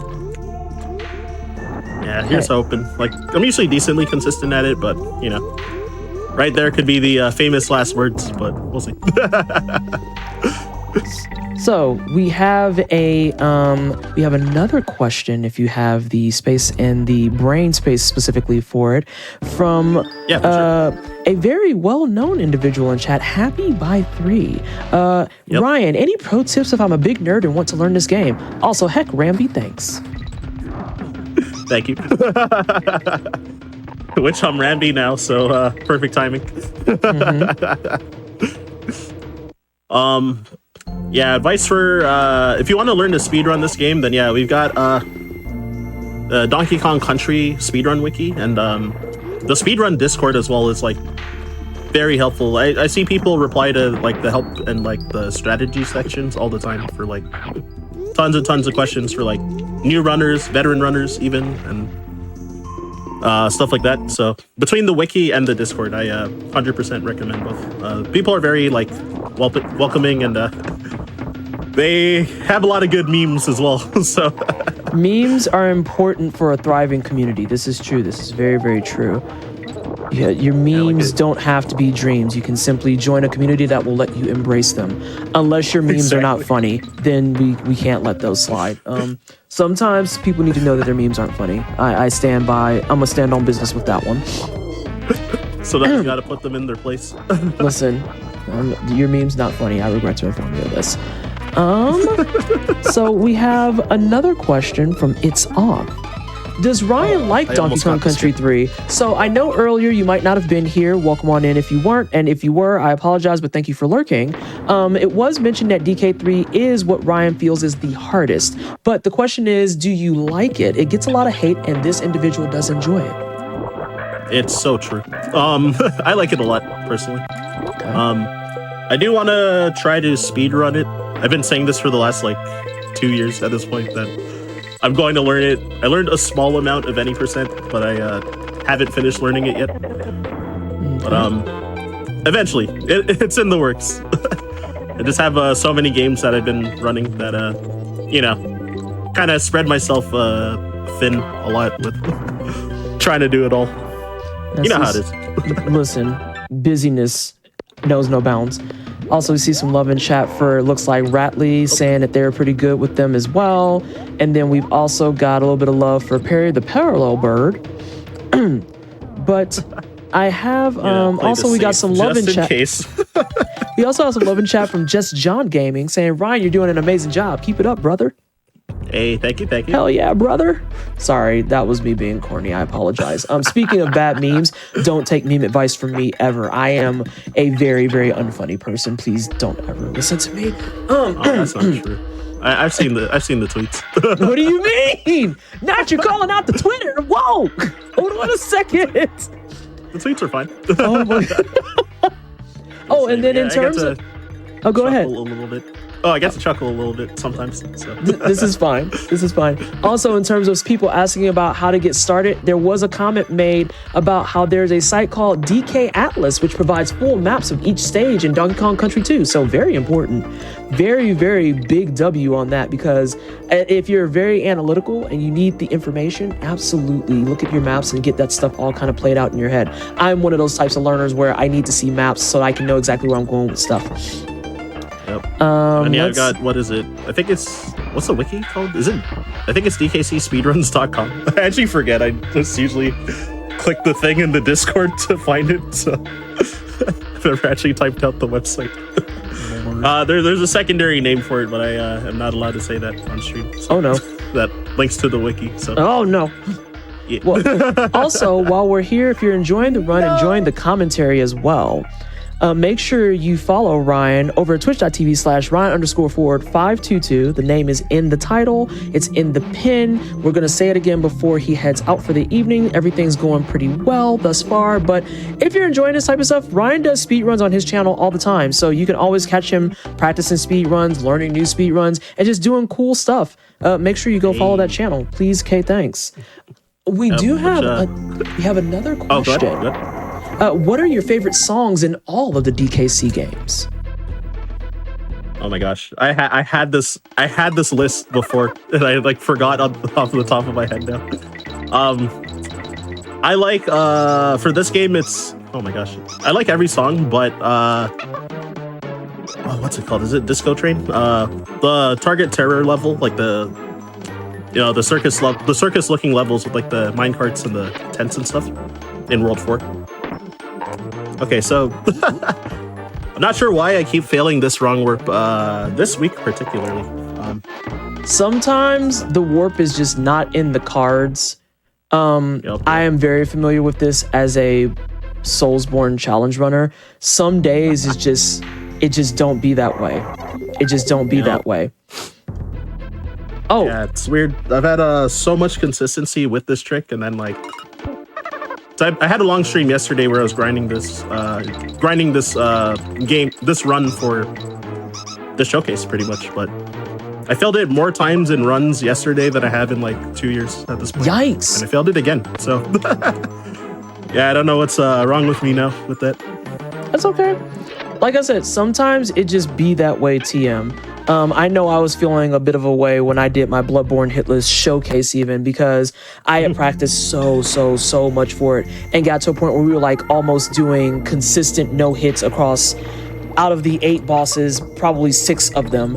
And then when it was time for me to do the showcase, I think I no hit 2. And when I didn't get my no hit on Daddy Gassy, I actually was heartbroken. I'm gonna let you focus here for a second. No, you're fine. There you go. Fine. Yeah. Yeah, I'm not sure why that fails so often for me too, but it's fine. I got it eventually by doing a more technical way to do it. I might just commit to doing the harder strat more often. That's it. Makes it easier if you hit the trick. Also, shout outs to Seal, who used to cool off water for lava and is now freezing water. Got that good, like, icebreaker gum. You love to see it. You love to see it.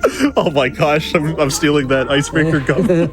He's got icebreaker gum. Or no, he's got what's the chat? Help me out here. There's a couple of brand names of gum that have like cool ice as a flavor, or like Winter's Breeze or some nonsense like that. It's like, that doesn't make any sense. What does a Winter's Breeze taste like? Explain immediately. But right. There was another question I wanted to ask you. Yes, from Pro Beef saying, question. Since Breath of the Wild 1 and 2, do you think Link could place higher in the DKC2 in-game standings and beat Mario? I like this question. I think this question is swag. Based on sales, right?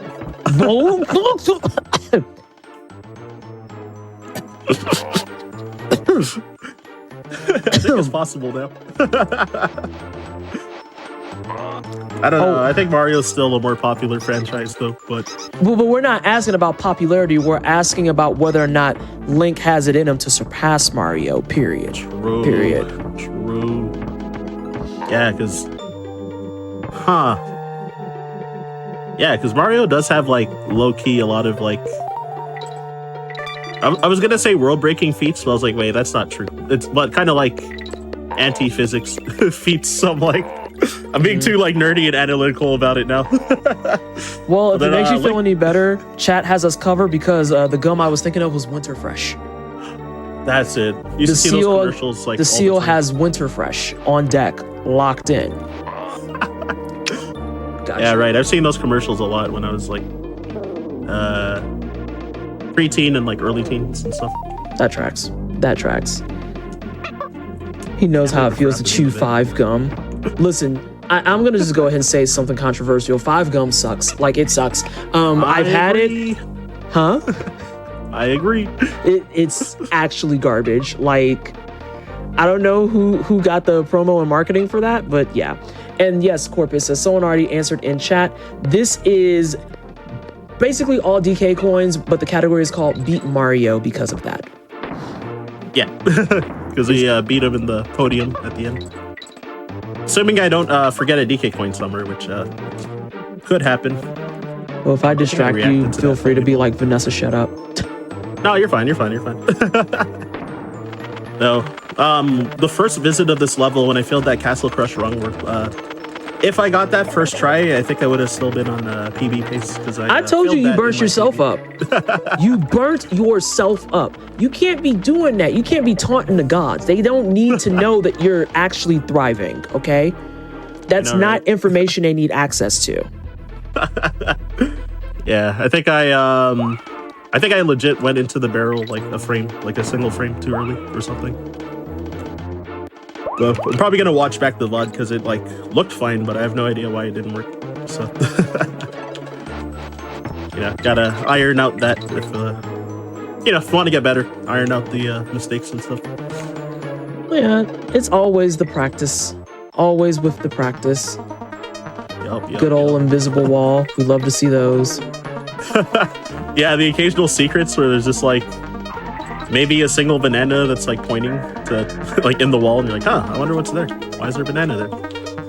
Oh, that was a bad fall, but it should be okay. I miss the days when they had like the subtle hints like that. Because again, going back to the Dark Souls roots, it's just me constantly rolling into walls, being like, but is this a wall that I can roll through, or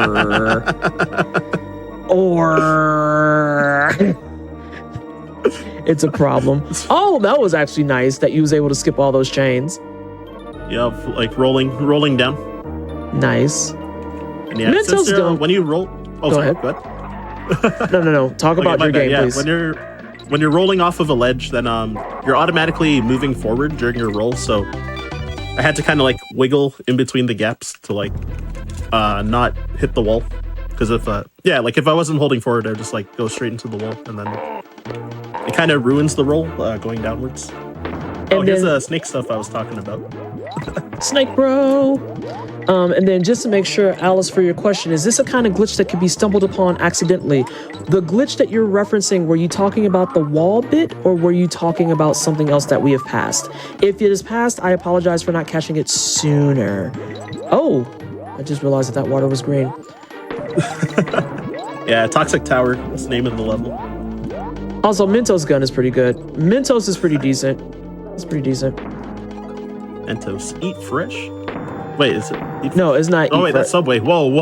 No, Mentos is for a good clean. Is that for a good? No, that's Orbit. Sugar-free Orbit gum for that good clean feeling. Orbit gum sucks too, just FYI. I've never heard of it before. Oh God, keep it that way. It's gross. Wonder if it's an American thing particularly. Oh, it might be. Mess this up a little. The castle. Playing it safe there. I'm good. Oh, the castle crush glitch, which can brick the cart. Oh, yeah, the wrong work that I failed the first time when I was talking about how I killed my PB chance by failing it the first time. Yeah, that wrong warp. Again, it has to do with how I mentioned about the Cutlass's swords when he's pointing them upwards. They have like the same properties that cause a wrong warp to happen.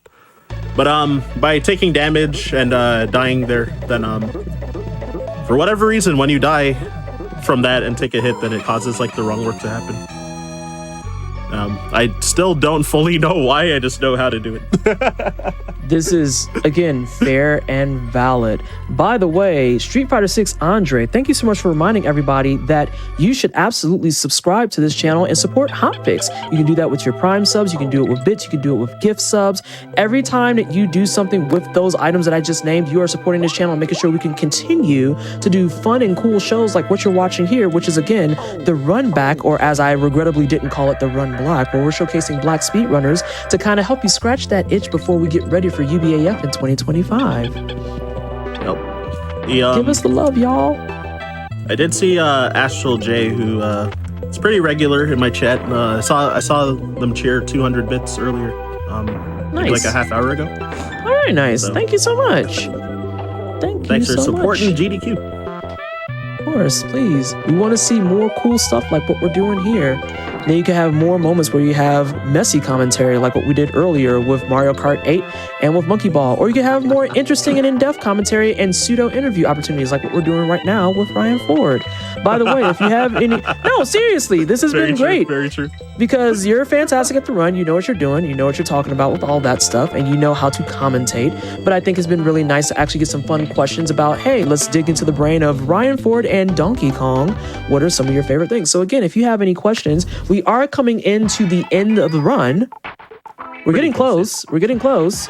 So if you have any final fun questions, throw them out there. I'll see what I can grab and get answered, and then we'll just take it from there.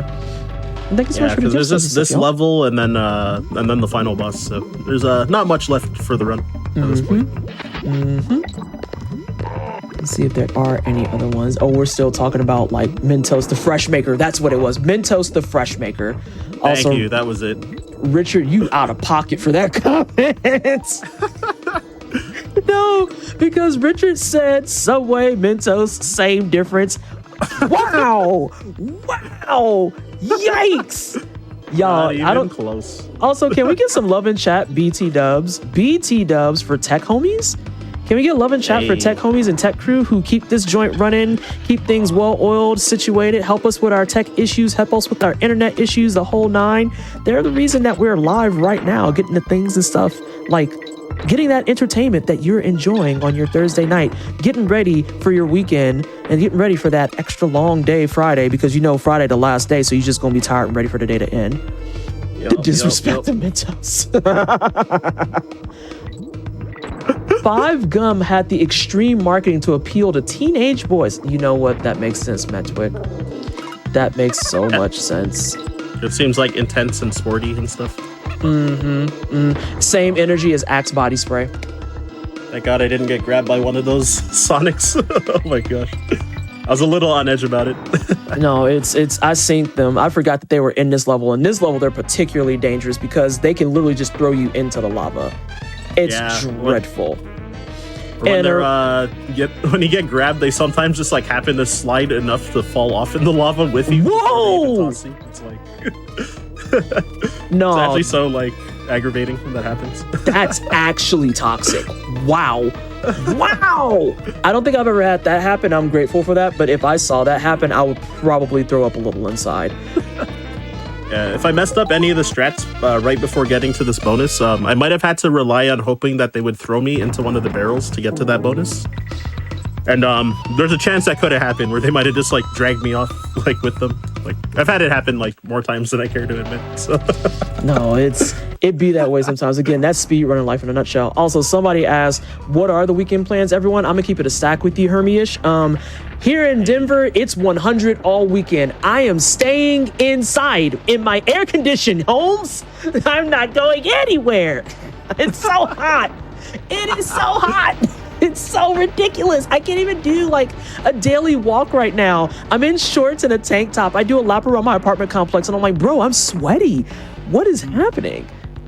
What is going on?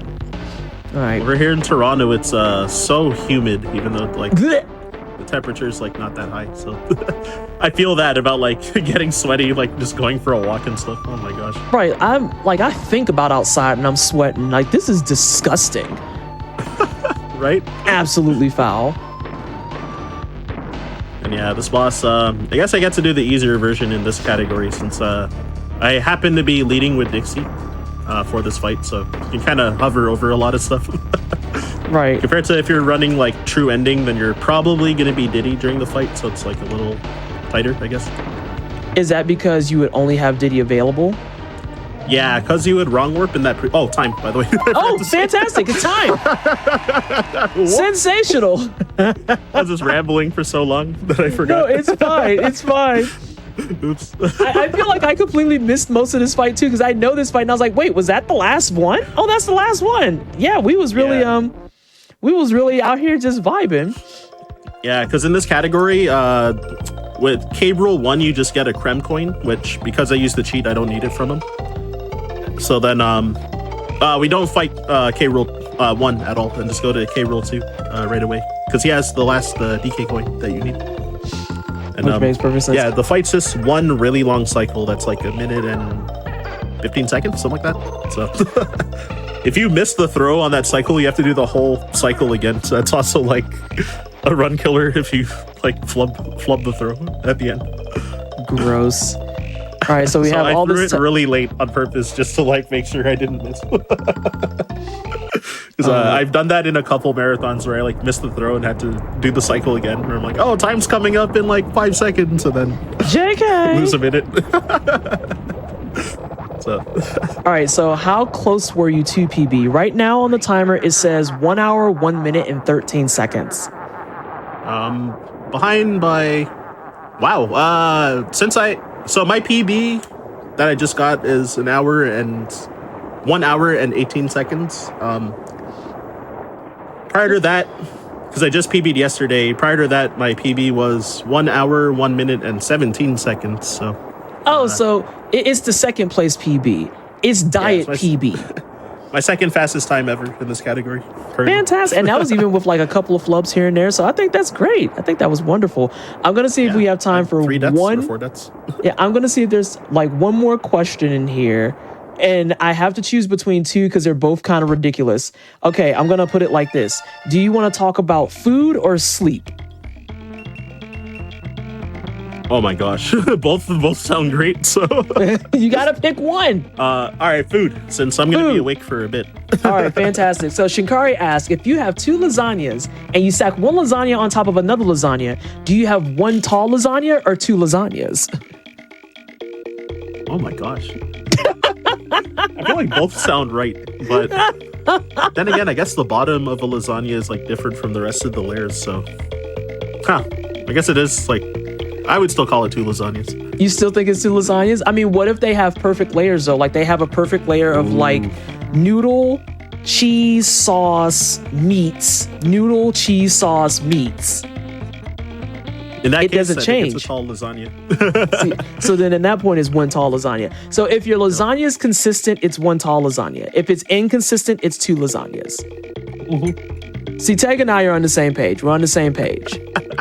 And DJ Dota, I saw your question. Do you want me to you know what, I'm gonna ask it. We have a little bit of time and then we're gonna get out of here. So DJ Dota says, does Ryan pretend that he is Diddy Kong in his mind as the last thing before sleep in order to get into a happy state and prepare to drift off, imagining he is flawlessly defeating baddies and racing through the world seamlessly? Even said, ask it. Right. I saw that. The ask it. Like, there was a demand. I was getting threatened. Definitely not, since I speedrun so many games that I can't be method acting for all of them at once. That's too hard. It'd be like 14 whole characters at least. Yeah, that's a lot. So it sounds like you just go to bed as Ryan Ford. Yeah, the Mario 64 speedrunners probably probably think that for Mario, I bet. Well, that being said, do you have any closing remarks, comments, or shout-outs that you want to make? Yeah, oh shoot, what was I gonna say? Yeah, first off, I hope y'all enjoyed, and yeah, thanks PT for for holding it down. So yeah, I was able to kind of like autopilot that run, which was pretty nice. So it's a good relaxing run. Which I like that a lot about DKC2 particularly, is that like I feel like there's not a lot of parts where I have to like hardcore focus. So now that I've improved a lot at it, but also because the game doesn't have that much RNG in it as a whole, which is why I think it's a really good speed game to pick up as well. Okay. But with that, yeah, if you want to shoot me a follow, I'm at Ryan_Ford522 on Twitter, Twitch, and YouTube. Yeah, my Instagram got hacked recently, so I don't use that. Oh, whoa, so. We don't talk about that. Hold on a second. Freeze frame. So don't we don't talk about IGZ getting hacked up. Whoa. Yeah, exactly. So don't don't interact if you happen to see my account on it, or report it if you want. Either or. You're gonna hit that with the hashtag yikes. I am going to close out as well.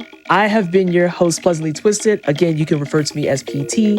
I am the organizer for Unapologetically Black and Fast and Juneteenth, and I have been your host this evening for this one-off special of the Runback featuring Black speedrunners as we get ready for UBAF 2025. I saw a lot of people asking, is this going to be the only time we do this? And who knows? We'll just put that in the stars as a strong maybe. But we do have other things that we have here on Hotfix, and we have lots of other shows that we want to showcase and feature while we're talking about all these other things. As a matter of fact, I want everybody to stick around here after we're all done, because we're going to keep replaying Summer Games 2024. If you missed all those runs, we do have them available on YouTube for you to watch over at youtube.com/gamesdonequick/playlists. Grab up all those cool runs. Again, Ryan Ford has a run in there. Every person who was featured tonight has been featured in a Summer Games Done Quick or an Awesome Games Done Quick, but they've definitely been featured in Unapologetically Black and Fast and Juneteenth. Last little reminder I wanted to give you, make sure that while you're supporting all those runs and watching those runbacks, that you also support Flame Fatales. They're going to be doing Flame Fatales August 18th to 25th, !FF in chat for more information around that. The schedule, I believe today, or unfortunately yesterday, was the last day to sign up for volunteering. If it was yesterday, I'm sorry. If it's today, get out there and go volunteer. It was 2 days ago. I'm just like all over the place. Well, nonetheless, you should still go support. You should still go support. Please, K, thanks. They're here, they're waiting for your love and support, and they want your donations for their charity efforts as well. We're gonna go ahead and get out of here. Again, it's gonna be some more Summer Games Done Quick 2024 reruns, and make sure you come back tomorrow at 7 p.m. Eastern, because we're gonna have some more of those Hotfix shows that I mentioned. Most notably, we're gonna be showcasing Going Places and Passion Project, and I'll see all of you tomorrow. Well, I personally won't see you, but here at Games Done Quick, I can talk. We will see you tomorrow.